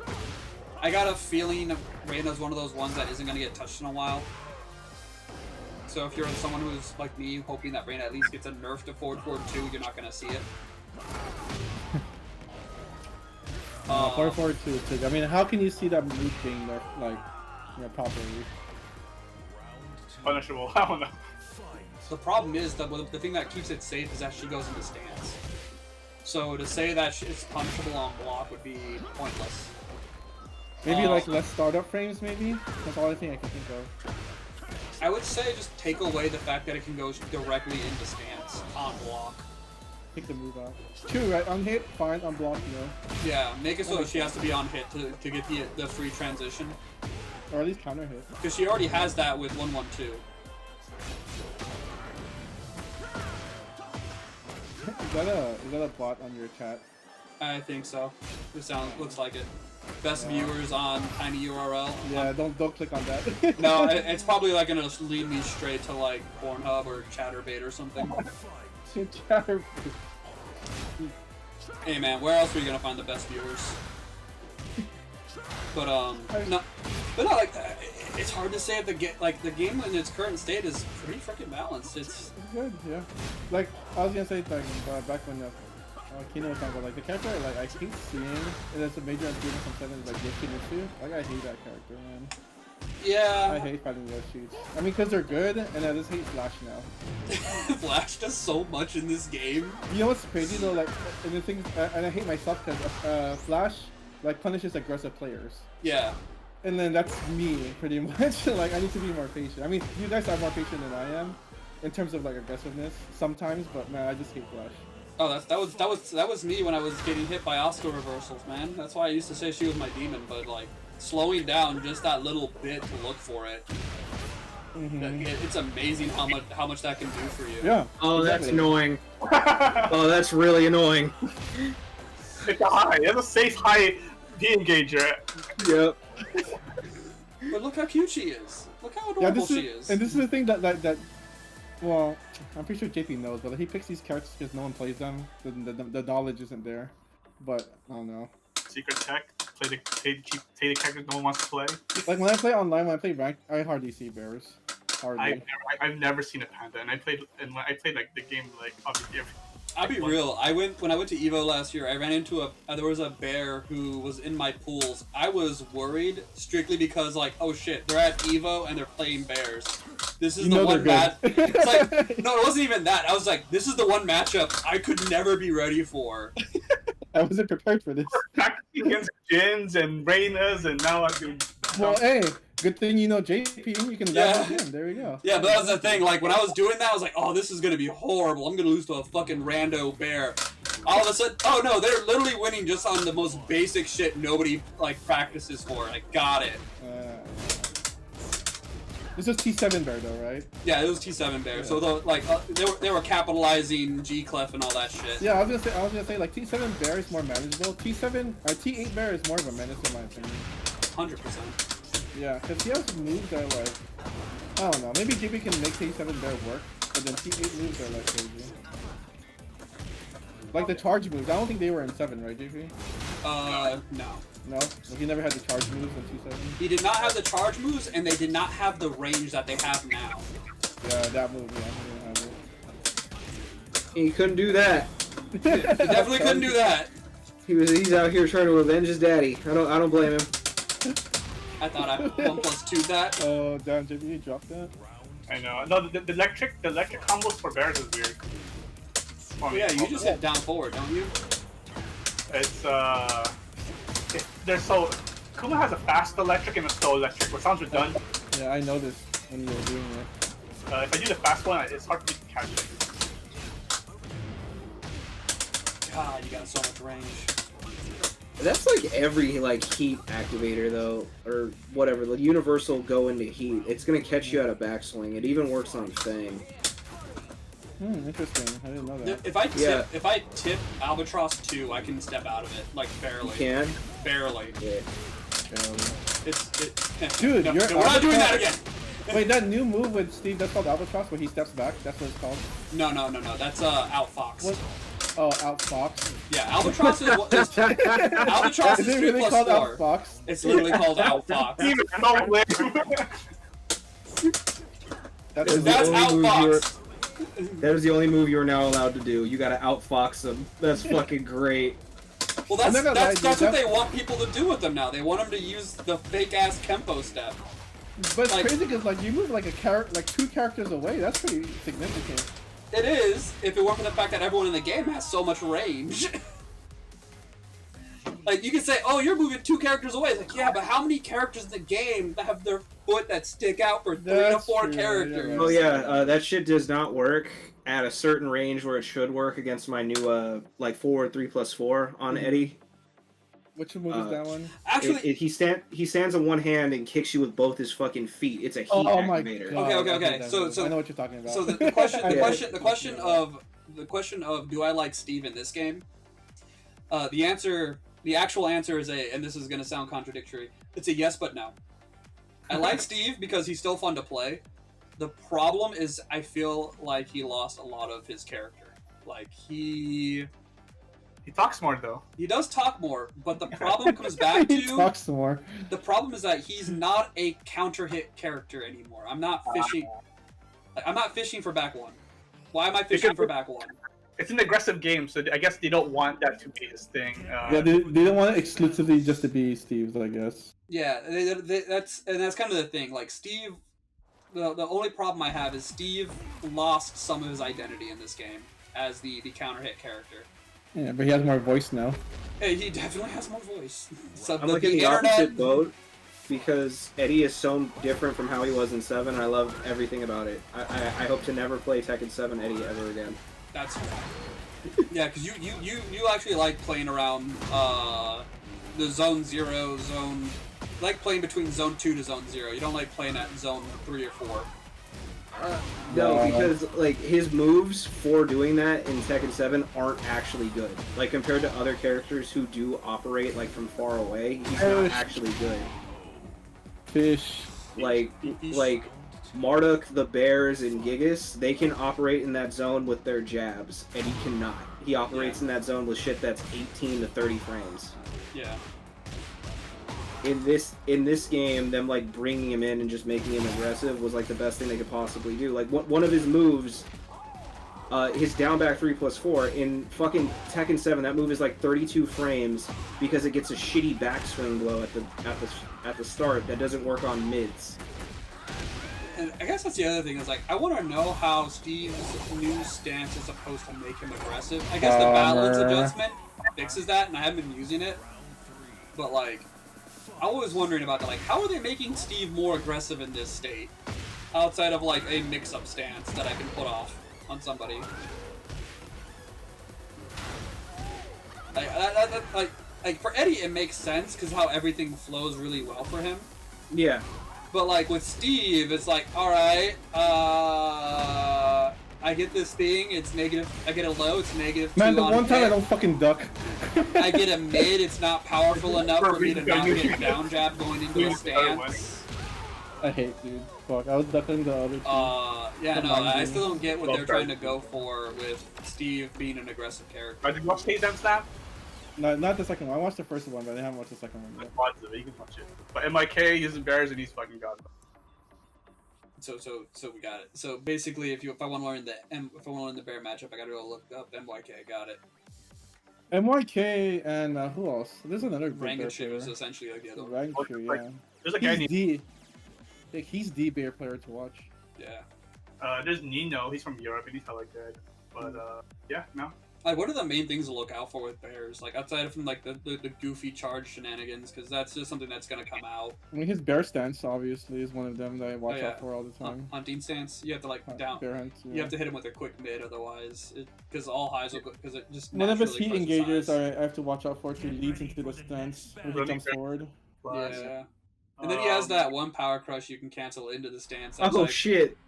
God, that's actually really good. Yo, That's really good. Even the earrings, that was perfect. What are you guys talking about? It's actually her. It's actually her. That character that almost ruined Smash for so many people. Infinite combos, I heard. What are you talking about? Yeah, it says Bayonetta, right? Is that actually her name, Bayonetta? Yeah. Okay, I thought she has like an actual name. That's why Sonic Fox still plays Zafina. Imagine if Tekken had ring outs. Didn't Tekken have ring out at 4? Am I tripping? You're tripping. Okay. Tekken's never had ring outs. Ring outs okay. would be... Soul Calibur, right? Yeah. Ring outs in this game would be god-awful. Oh, dude, Virtua Fighter had ring out. Yeah. This is the only game that didn't do it because... Oh, that and DOA. But that's just because, like, when you look at the wall carry potential in this game... Yeah, Lars will be winning, dude. Lars can, like... Yeah, Lars will ring you out all the time. He'd be flat out broken. You would have to do something to implement, like, a barrier. Like, you would need every wall in the stage to have the hard wall break before you can go into the ring out. That's wild, though, how, like, in Soul Calibur, that's such, like, a core mechanic to the game. And then you have it in this where it's like, ah, yes, excuse me as I wall-to-wall your ass. And then ring you out. No, do not give us a ring out stage. It will never get picked by anyone who isn't playing, like, Law, Lee, I would say Lars. Steve. Steve can do it. I said, oh yeah, Lars. Horang, yeah, definitely. Horang. Well, pretty much a lot of the people in T8 now have upgraded to have better wall carry. Not as much as other people, but like they've improved. Yeah, I don't see any reason for a ring out in this game. Please don't do that. One stage. That was not One a good idea. The end of this game's lifespan, maybe. Like, I don't think this game, T8 doesn't have any infinite stages anymore. They're all No, walls they do at not. one point. They're all walls. Even, so like, I think the biggest stage we have that doesn't have like Coliseum, multiple, Coliseum and I forget the forest stage. Yeah, Fukushima or whatever. Yeah. Those two have Like, the most space. which I don't know how often you guys see the edge of those stages. Really hard to get to them sometimes. It's cheap. You know what's funny? I only see the edge when I'm in practice mode. I never see it in an actual match. Like, I think it takes like what, at least 2 to 3 juggles to get someone by the there. time you get to the edge, they're already dead. Yeah. Yeah. Like, trying to practice for a wall combo on those stages is so fucking pointless. Alright, Like, go ahead. No, I'm good. Yeah, no, to your point, if I want to practice wall combos, I choose the New York stage, or whatever Leroy stage is. Yeah. This is the smallest one. Well, I do that one, and then I do arena. What do you guys practice settings anyways? Oh, counter hits. I want to see the maximum damage of my combos. Character follows me. Character follows me. Blocks everything after first hit. Yeah. I've seen that around. Yeah. Blocks everything after first hit. Yeah, you want to know what's a natural combo or not? Yep. You know what's funny? Like, I didn't know who this was, and I still don't know who it is. It's Neko Arc. Yeah, I don't know. She's from the what was it? Melty Blood. Melty Blood, yeah. Is that the meme where she's like all like animated and shit? Yes. The pure chaos character. She's a zoner now. She used to be a somewhat like Russian. Have you and Keenan dabbled with Melty Blood or whatever? I've dabbled the with newest one. I've dabbled with a buddy of mine, Malpika. I love that works again. I dabbled, shit! I dabbled back when they still had like the moons and Archetype Earth was in it, and like that bitch is a shit ton of fun. She's busted. I think she wasn't she? She like Archetype Earth had like an actual band variation. Wait, is that the name of the character? Archetype Earth? Yeah. Yeah. What? That's a lot of hardcore name. She's like the main character, right? It's like Arcruid. That's the character's name. I'm literally like, I'm literally Google imaging this right now. Hold on. Yeah, but like it's like her in like her like unlimited state, and so it's like I think she's like a god. I don't know. I don't know. It's something weird. It's about some vampires. fucking anime fighter shit, bro. It's about vampires. Or at least it's supposed to be. The stories in anime fighters are nonsensical, bro. It's basically become like it's ironically slightly become more of a Fate Stay Night game. Yeah, I was gonna say, like, are they the same company or same universe? Same universe. I don't know. It's ironic because you don't really see them cross over too much outside of what's going on in Melty Blood. Yeah, and wait. Isn't it also in the same universe as what's that one fighting game? Fucking Birth by Under Night. Under Night. Birth. That's the same universe too. Homegirl in the fucking cami outfit. Fucking Birth by Sleep. It's like Under Birth by Sleep.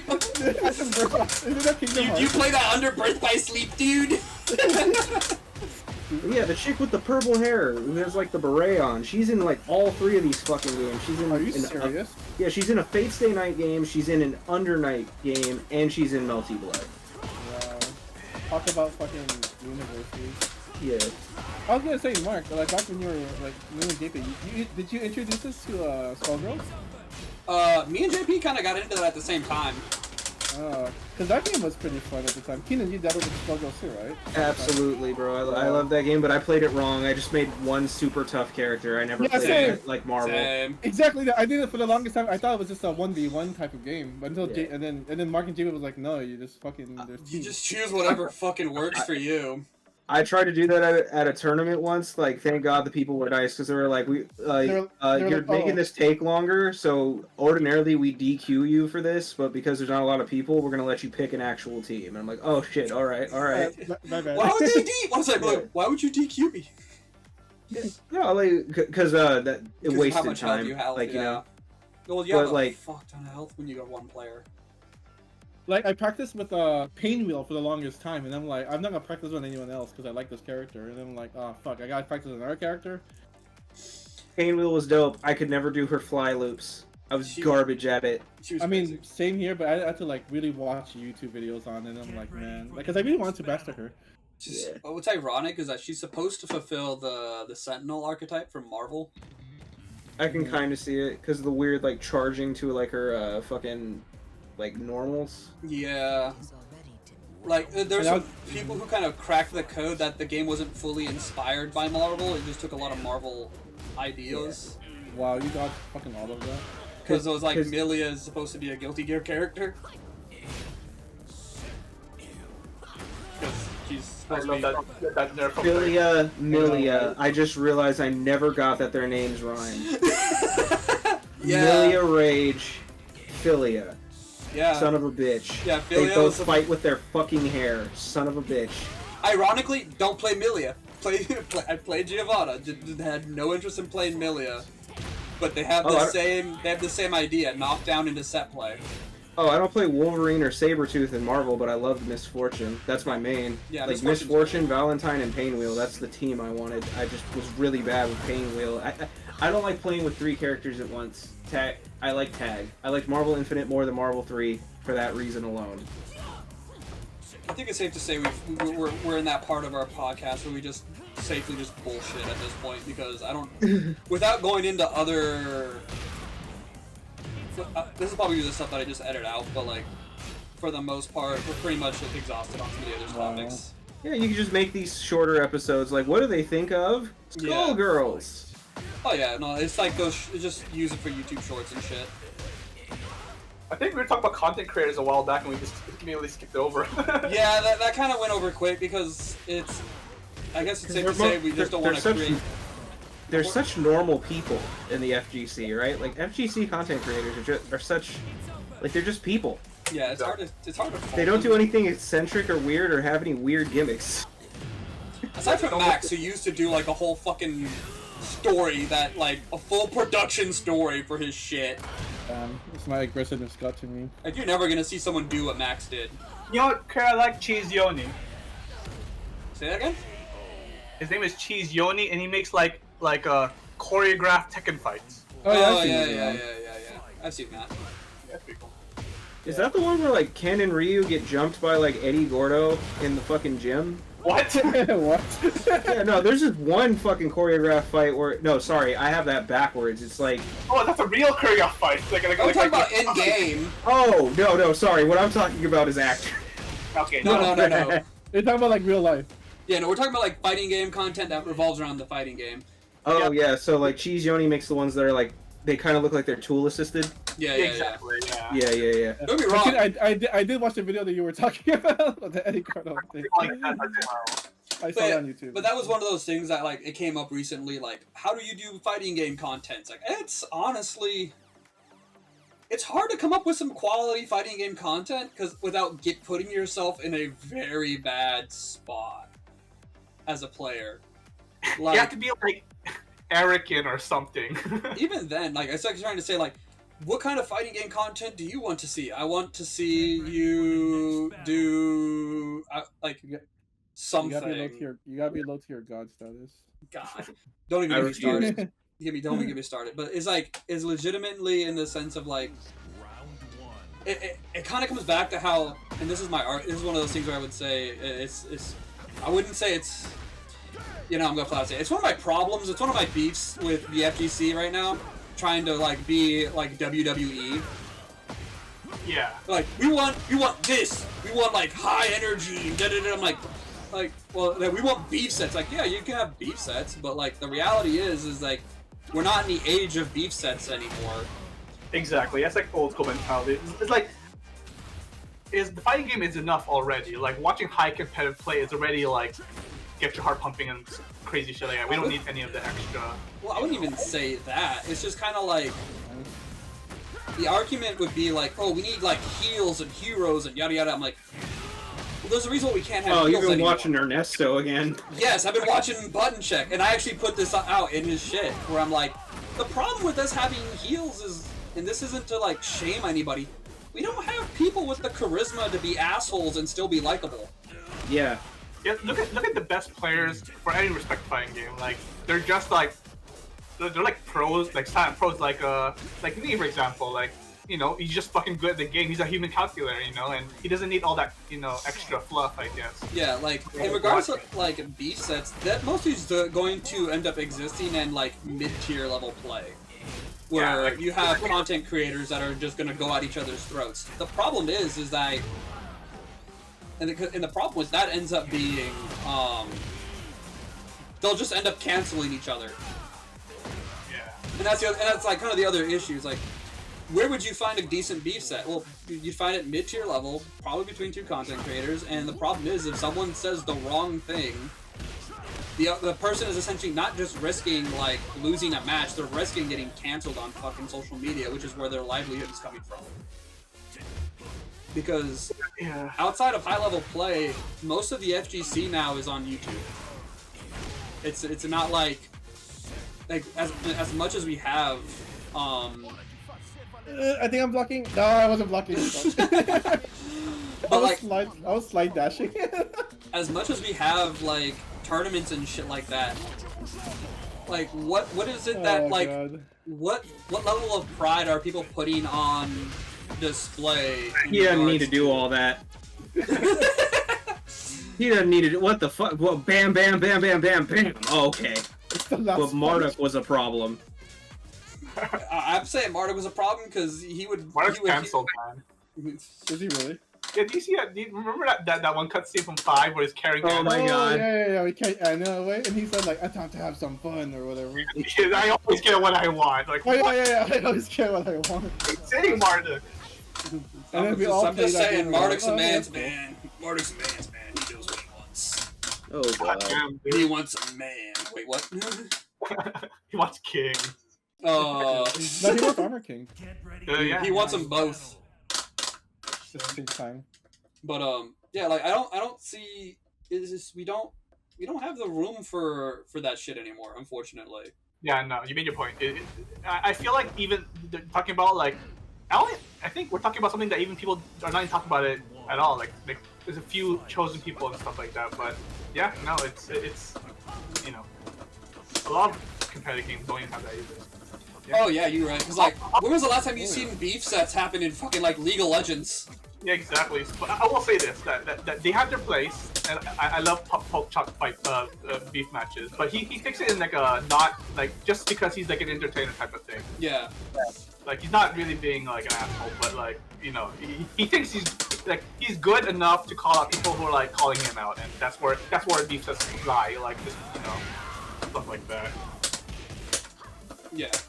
But yeah, no. I feel like the content I watch is just tournaments and like random funny stuff like Say Dunk Slam, which I actually really enjoyed when I watched it. Yeah, I think right now a lot of the content for the FGC,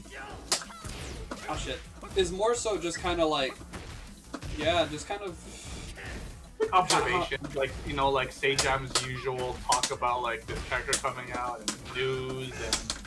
Well, I think that's a problem a lot of people have with how generic a lot of the, how generic a lot of, there it is! Wow, that was a good combo. That's optimal. Well, almost optimal. If I actually finished it, that would have been optimal. And there's actually, if you do this right here, you get an awkward knockdown situation for your opponent that actually is really good for Oki. Wow. Ow. But, chainsaws? I'm trying my best to play Alyssa without chainsaws, because if they ever get nerfed, I don't want to get hit. I don't want to feel it. Nice. That's not punishable. It's funny because Alyssa T7 was in chainsaw focus, but they really force you to play chainsaw Alyssa, which is like, yeah, because it's all good, all plus, and all that stuff. Yeah. So yeah, I guess you don't need to, but I don't know if they're gonna nerf it as badly as you think. I mean, you're not wrong, but if I can get good with just Alyssa without using the chain, it's kind of like how fucking what's his nuts? Really awesome dude, always is a fucking stoner. Eris, yeah, Eris. That super cool dude whose name. Oh, fucking Eris. Like he brought up something. He brings up a really good point with certain characters. Sometimes the way to make a move look really scary is to not use it. Yeah, I see that. It's like, when is it coming out? When are they fucking do the thing already? Oh my god, finally! Hell sweet. Yeah. Yeah, there you go. Fucking Snake Edge. Yeah. Snake Edge is kind of reactable though, but that's true. But like with fighting game content, it's kind of hard to to make like immediate viewership kind of stuff. Like, I think one of the ones that does a really good job with like modern audiences is Lolhounds. I don't know if you've seen his shit. He basically just smashes a bunch of memes into his shit. I think so. Like, he does more NRS stuff, but he's been dabbling in other games lately. Yeah, that's how Tendo and like Arsenal tie like garner their audience. They just sort of yeah, those guys are fantastic. Those guys do a great job. Yeah. Arsenality.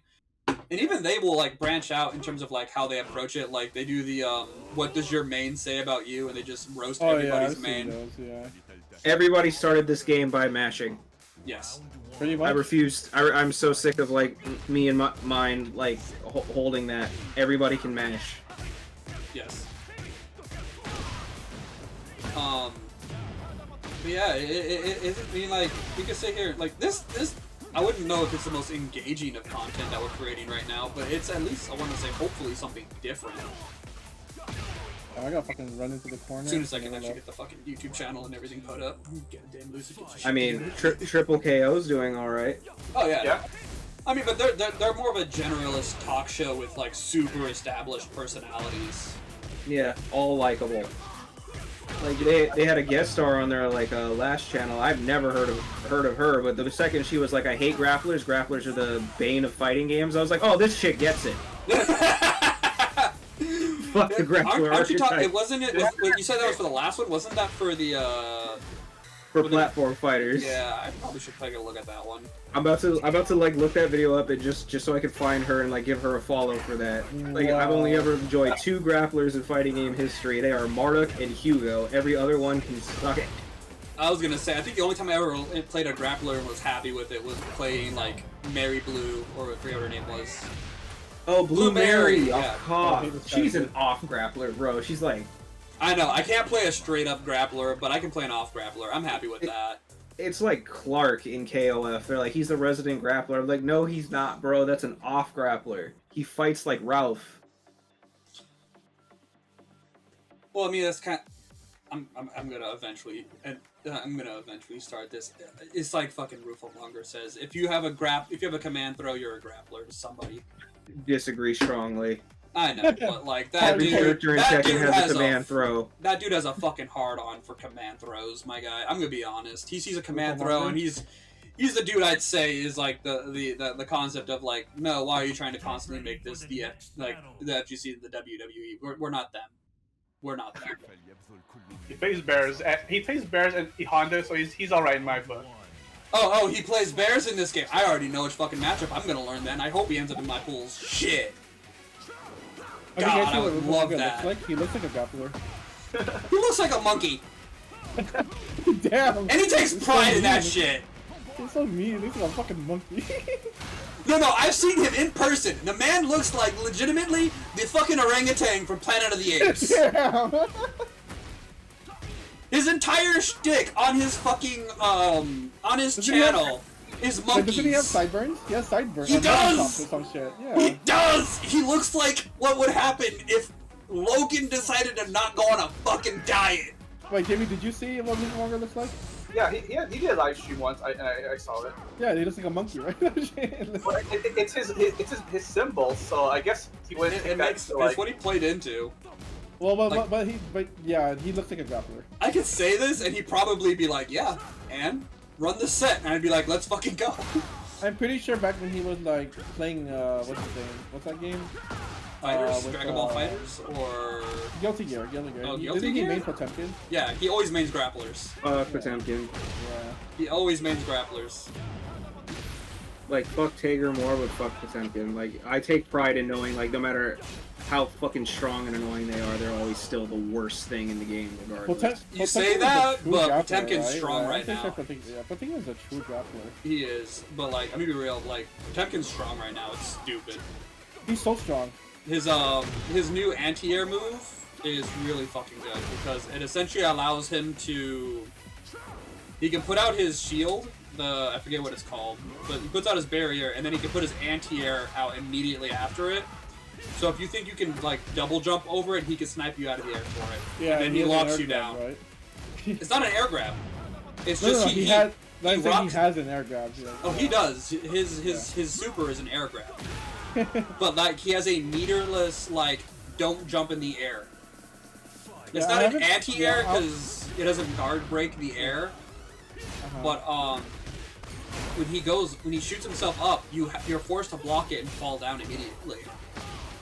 Yeah, no, I haven't played the game in a while. I mean, I know, like, I think why I dropped the game. I mean, it's a fun game, but like with the whole Roman cancel like tech and strategy, is like it was too much for me. Yeah. There's a lot of like random OSs in the game that you had to learn how to do. Like actual OSs, not like Tekken OSs, where it's like, how does Fuzzy Guardian work in this? Well, it's an OS where if you hold down for a second and hold back, the game will automatically position you where you need to be. Yeah, and then don't they have like super jumps? Yeah. Or something like that. No, what I mean like an OS in Guilty Gear is you can do a move, right? Well, here's a good example.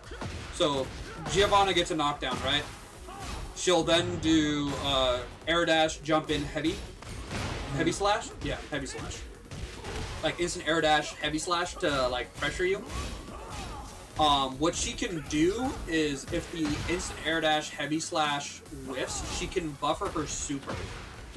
Oh yeah. That's like the actual OS, where you're all of a sudden like, okay, this whiffed, but I have something that covers it. You have like backups, yeah. No, I see what you mean.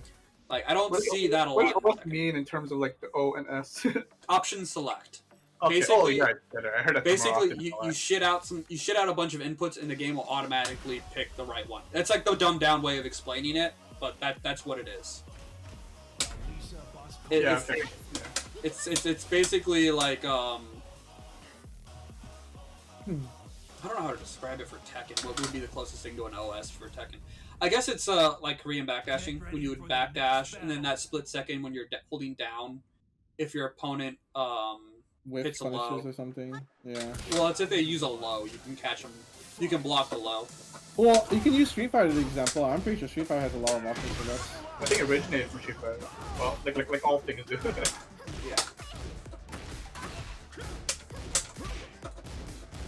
Yeah. Isn't Akuma out? Yeah, Akuma is out. I've been watching a lot of videos with Akuma. That character looks busted. Thank God. He's not. He's not. Damn. He's not? Damn. No, sorry. Let me put it to you this way. He's busted in the sense, like, yeah, if you get caught by him, you're probably going to get, like, destroyed. But if you catch him, his whack health, people are, like, going on TikTok right now calling it Akuma headhunting. I'm taking Akuma heads. I'm saying that as a very casual Street Fighter player. It's day one Akuma, though. Yeah. Still early. But, you know, hopefully he's good, because I want to see Ken's and Luke's again. I found it amazing that apparently Ken was not touched. Crazy. I mean, because he's the perfect character. I'm joking. That character needs to be touched more than anyone. He misses his wife, man. What can I say? That's a glow up in my book. I miss my wife. They're like, we took his wife from him, so... I miss my kids. Ken has kids, right? He has a son. He has one kid. Oh, okay. He has a kid. Yeah. I know that T5 story mode. I mean, Street Fighter 5. And then here's Ryu with no kids and no wife. Look how happy he is, too. Oh, that's true. Yeah, you can tell. What the fuck? Off asses. And I didn't push a button, thankfully. I didn't hit a button. Okay, you got me. I'll give you that. You got me there. Yeah. Ow. Fuck. I'm still developing this character. But yeah, you're right. That doesn't work.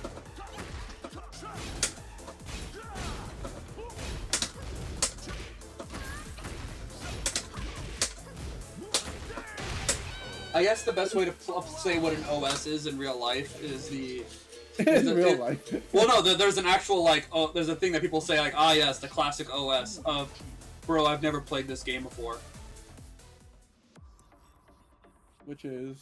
It's the if I win, bro, I've never played this game before, or if I lost, bro, I've never played this game before. It covers all the bases. And that's in and of itself an option select. Yeah, because like, all right, let's put it like this. Your backup. If you win, look how amazing. Because if you win, look how amazing you are. If you lose, well, it's fine because I don't play this game. That's a fact. So the option select is an excuse, basically. Kinda, yeah. An option select is basically just a way to cover your ass. Option selected. Yeah, it's basically you just let things kind of fall into place. You shit out the option and it just falls into place for you. There's a lot of games that will look at that where it's like, oh yes, this is how you have to play the game. If you don't know how to play this, you're kind of fucked. Tekken, I don't know what would be considered an option select, just because like how we get off the ground. Kind of. Important one. I feel like beginners will always roll backwards, and if you do that against certain characters, you'll never get up again or something like that. Yeah.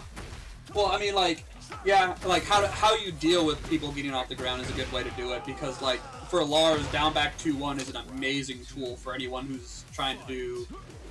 Like, it'll hit people who are teching on the ground if they're rolling. The only thing that won't hit is if someone's staying on the ground.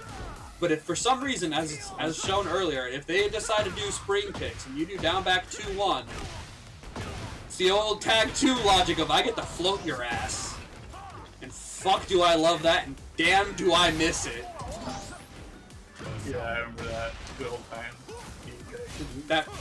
That affirmating big dick Oki. Like, what happens if you fuck up getting up in this game? You die. I don't know, actually. Maybe that or maybe not. He'll live. He's The alive. scaling. Yeah. The scaling. Yeah. Damn! The scaling. There you go. This is a character I'm surprised didn't get touched too much. No. They nerfed the range on 3+4. They did. Well, you're talking about Feng, right? Yeah, 3+4. Yeah, they nerfed his the low move that JP fucking hates. The one this one, that one. They nerfed that one. Oh, okay. I was say, didn't they also nerf his heat 3+4? Like they nerfed the range on how big of a shockwave it does. They nerfed the range. This move. Yeah, they nerfed that. It's hard to tell when it does so much still, but yeah.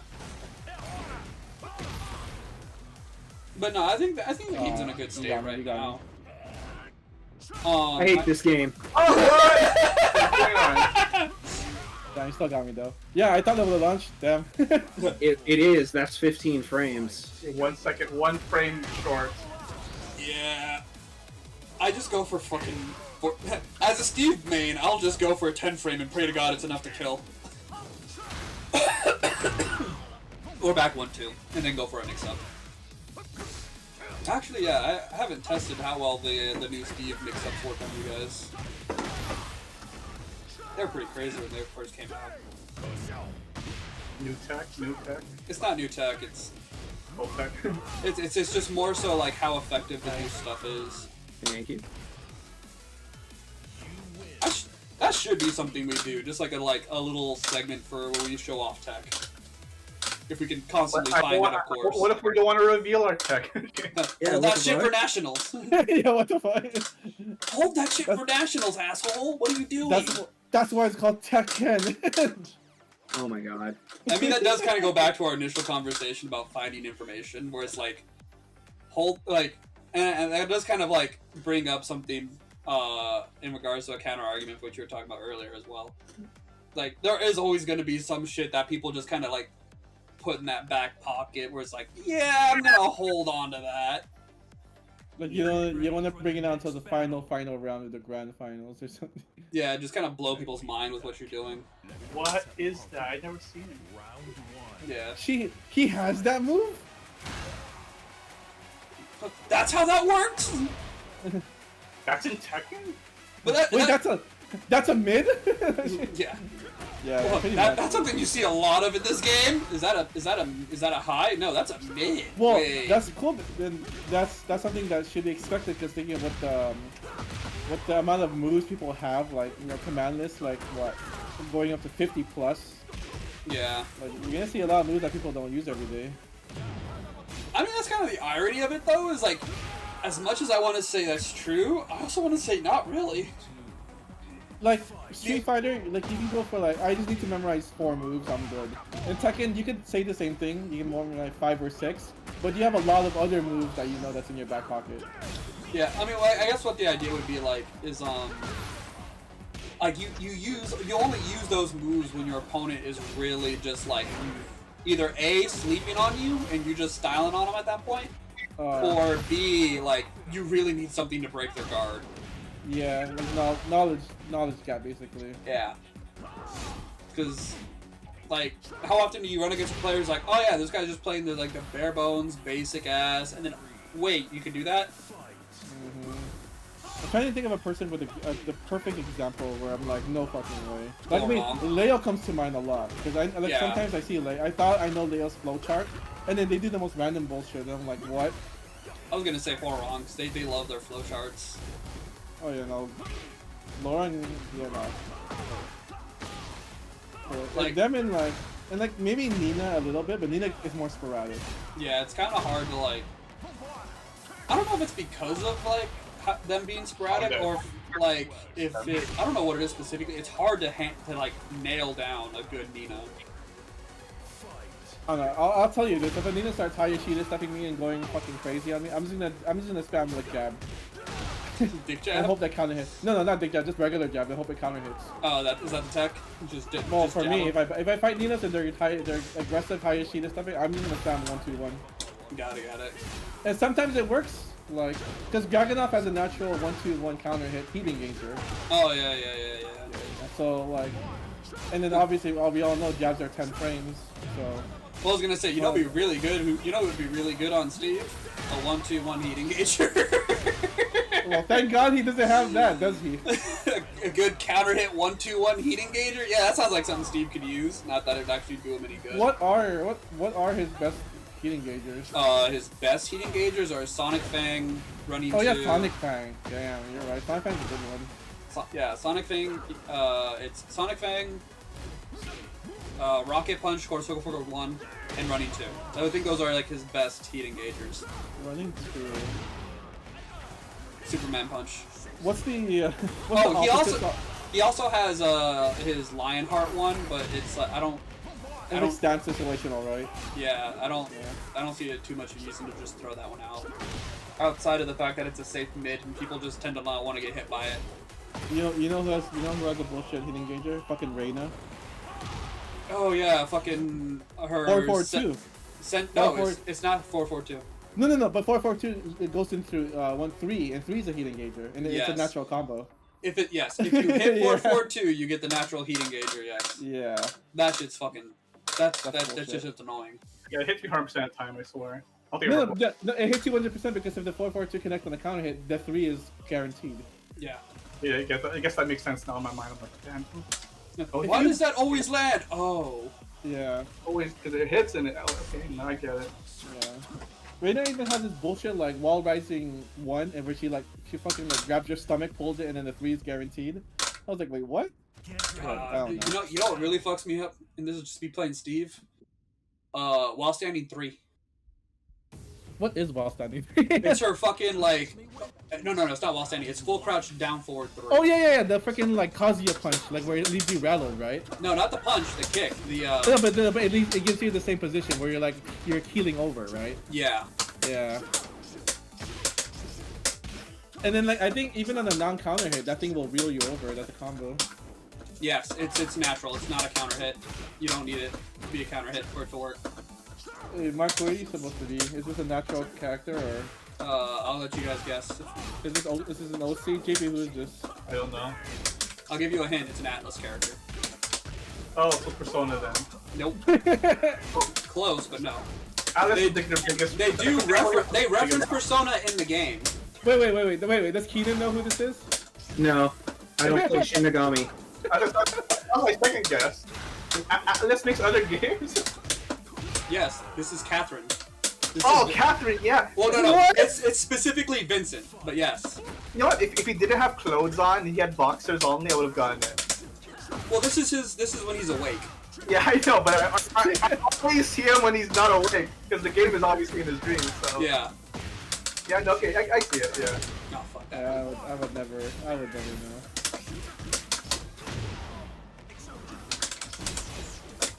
Oh, you noticed that's the third hit. Fuck. Fuck. I gotta be ready for people who actually know that now. Shit.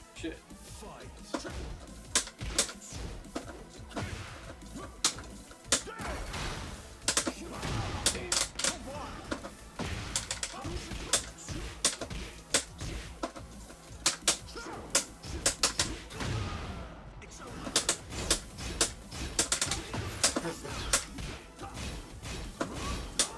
Damn it. Went for the jab there, but it was too late. Ah, that move, wall stun.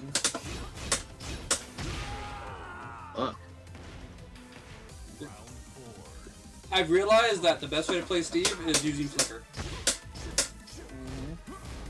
Makes sense to me. Did Steve debut with Flicker stance, or did that come out in 5? That was his original stance.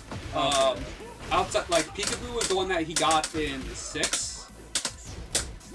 Yeah, but when he came out on 4, he had Flicker, right? Yes, he originally had Flicker. That was crazy. I didn't know. Like, it was such a long time ago. I thought he was just a generic boxer when he debuted. He was powerful when he first debuted. Oh yeah. There was a YouTube video where he was just like fucking. He would do like 3 hits and you're dead or whatever.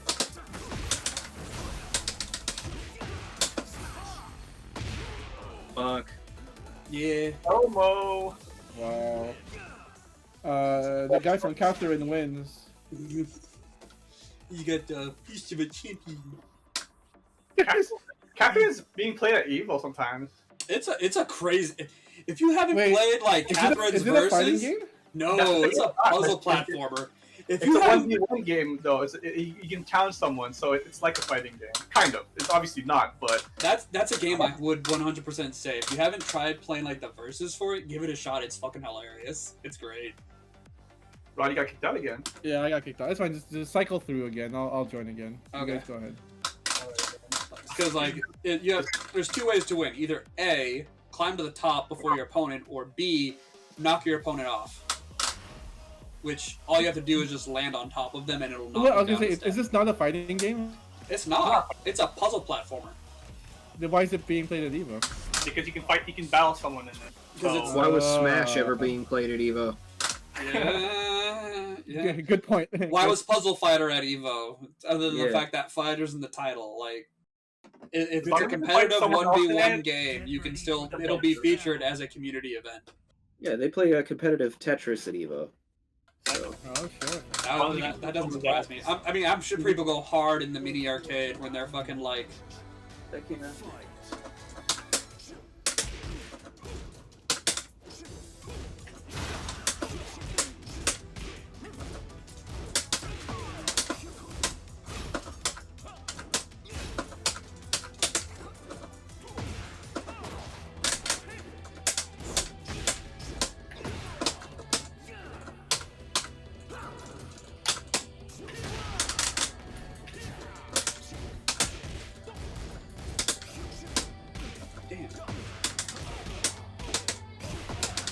Why you so ballsy, Pika?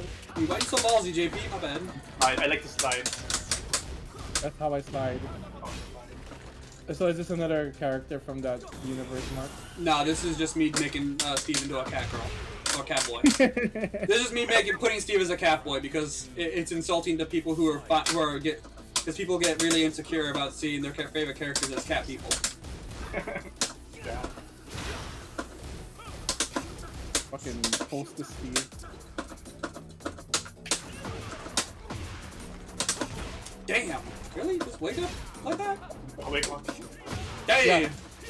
After fighting JP for a long time, you'll know that JP just wakes up fucking hotcakes like more often than you can think.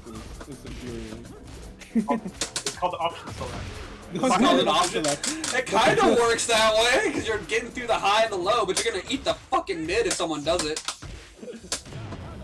That's why I get floated a lot. I'm like, damn. That's on you though. It really do be. Why am I? Oh, what's that?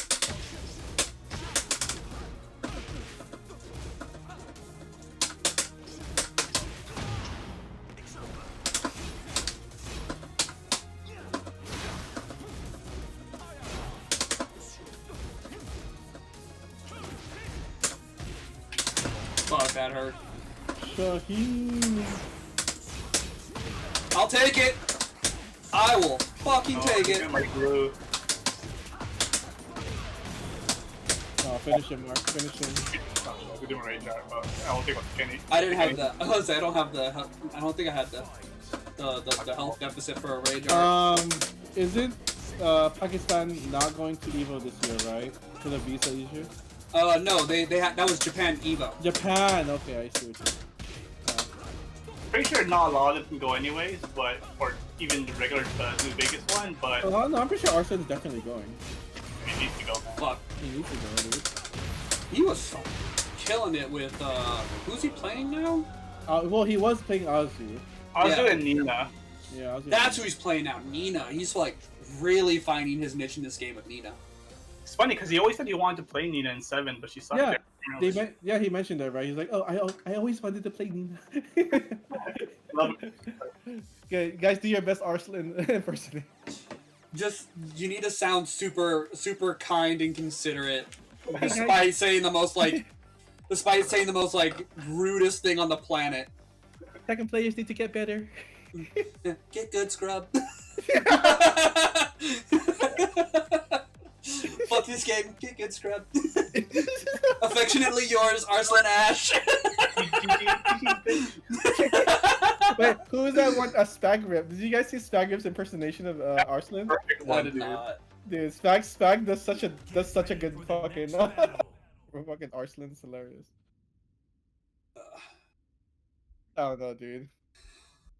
No, it's just crazy how polite that guy sounds. Like he'd probably say the rudest thing to you, and you'd be like, "I'm insulted, but thank you?" Question mark.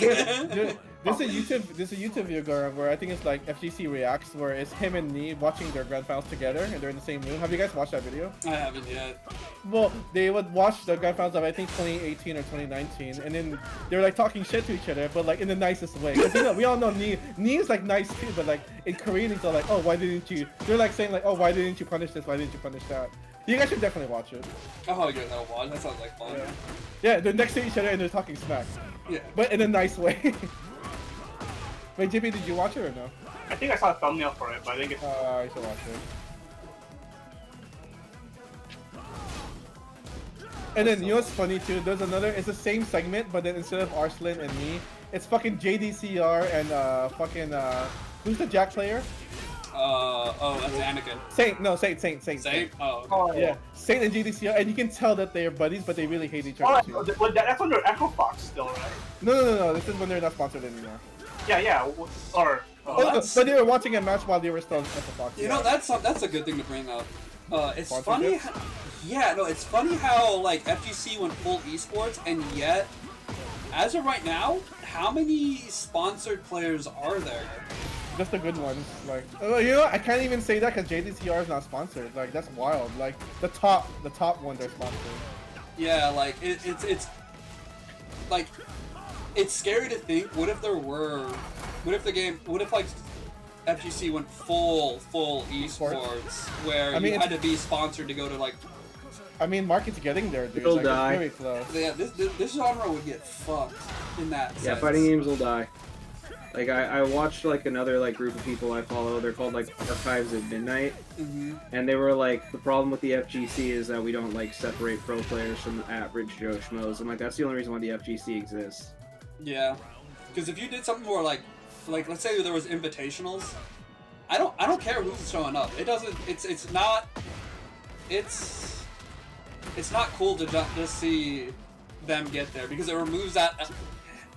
Actually, so this is the thing I think what actually is the content, or at least the quote-unquote stories people are really looking for into the FGC right now, and it's kind of a lot of the motivation for players at lower ranks. The underdog showing up and taking Evo. Yeah, there's killers out there that we don't know yet, but they're like killers, yeah. Well, let's think. We always talk about it, but how often do you see them actually show up? Well, I mean, like the best example is literally Arslan. Like, that's what I'm trying to say. Like the last time we saw that was Arslan. Technically, also like at least, and that's what just with Tekken. Like other games, there was other guys who were like, oh yeah, there's killers in this game. Like where are they? We don't know. We're just waiting for them to show up. And it's like okay, we're waiting for them.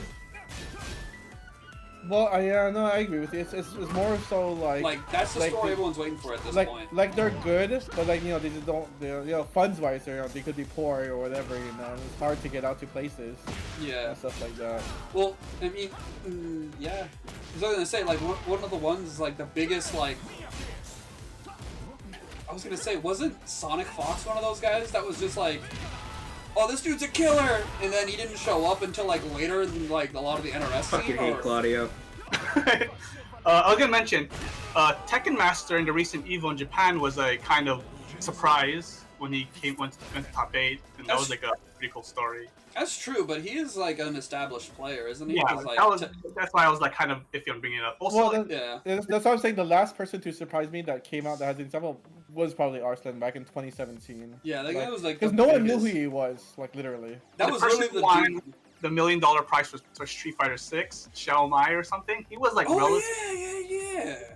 The jury player. Yeah, and he won $1 million obviously, so he's fucking that's good for him. The But dude he was showed- relatively unknown, I think. And I love what he said too. He's like, so how'd you work here? How so hard to get here? He's like, I just played like 2 hours every night. I got a family and a job, and I'm just like, oh fuck, I got no excuse.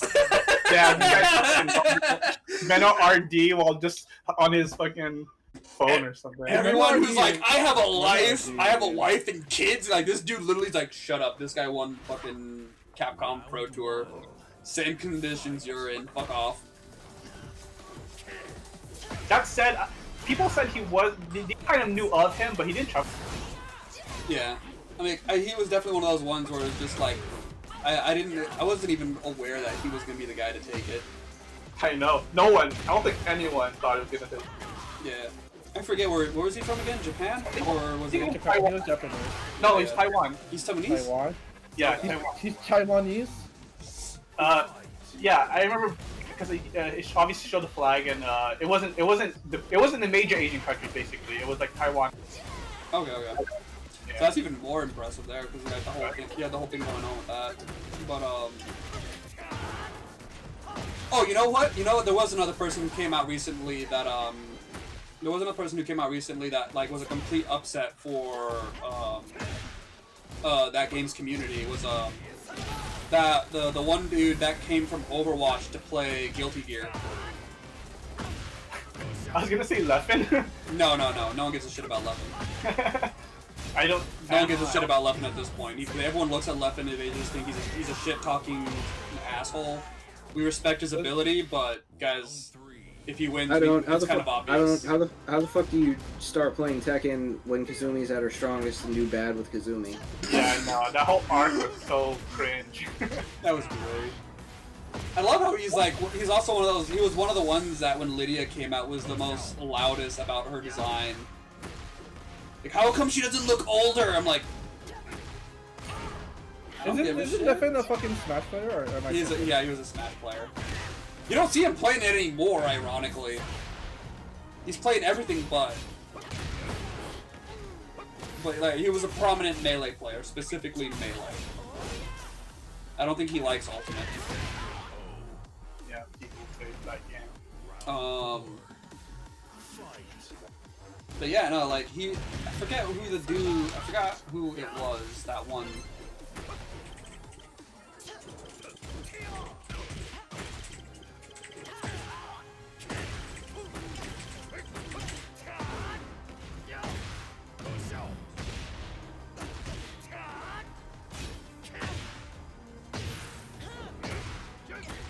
It's too fucking bright with our white clothes, dude. Oh yeah, fucking dirty that up. Show my black. Oh, this is my favorite quote from them, by the way. So, it was Umisho who won it, and this is what they said. Quote, Overwatch is trash, some wisdom from Guilty Gear Evo champ Umisho. Oh, Umisho is from Overwatch?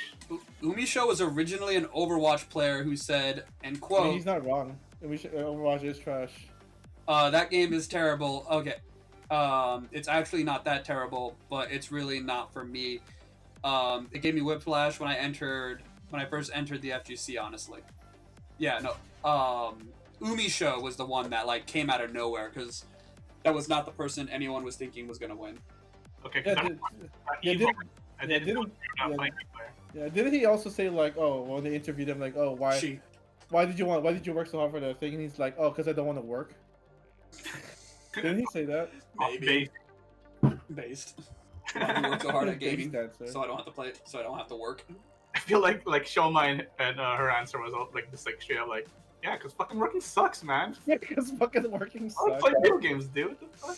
Wait, JB, did you get disconnected or no? Or is it me again? My screen is frozen at waiting for member return. I have no idea. Same. I'm also in that point. Considering that we're almost at the 3-hour mark, it might be safe to just call it here. Yeah, I mean, it was a good match. Yeah.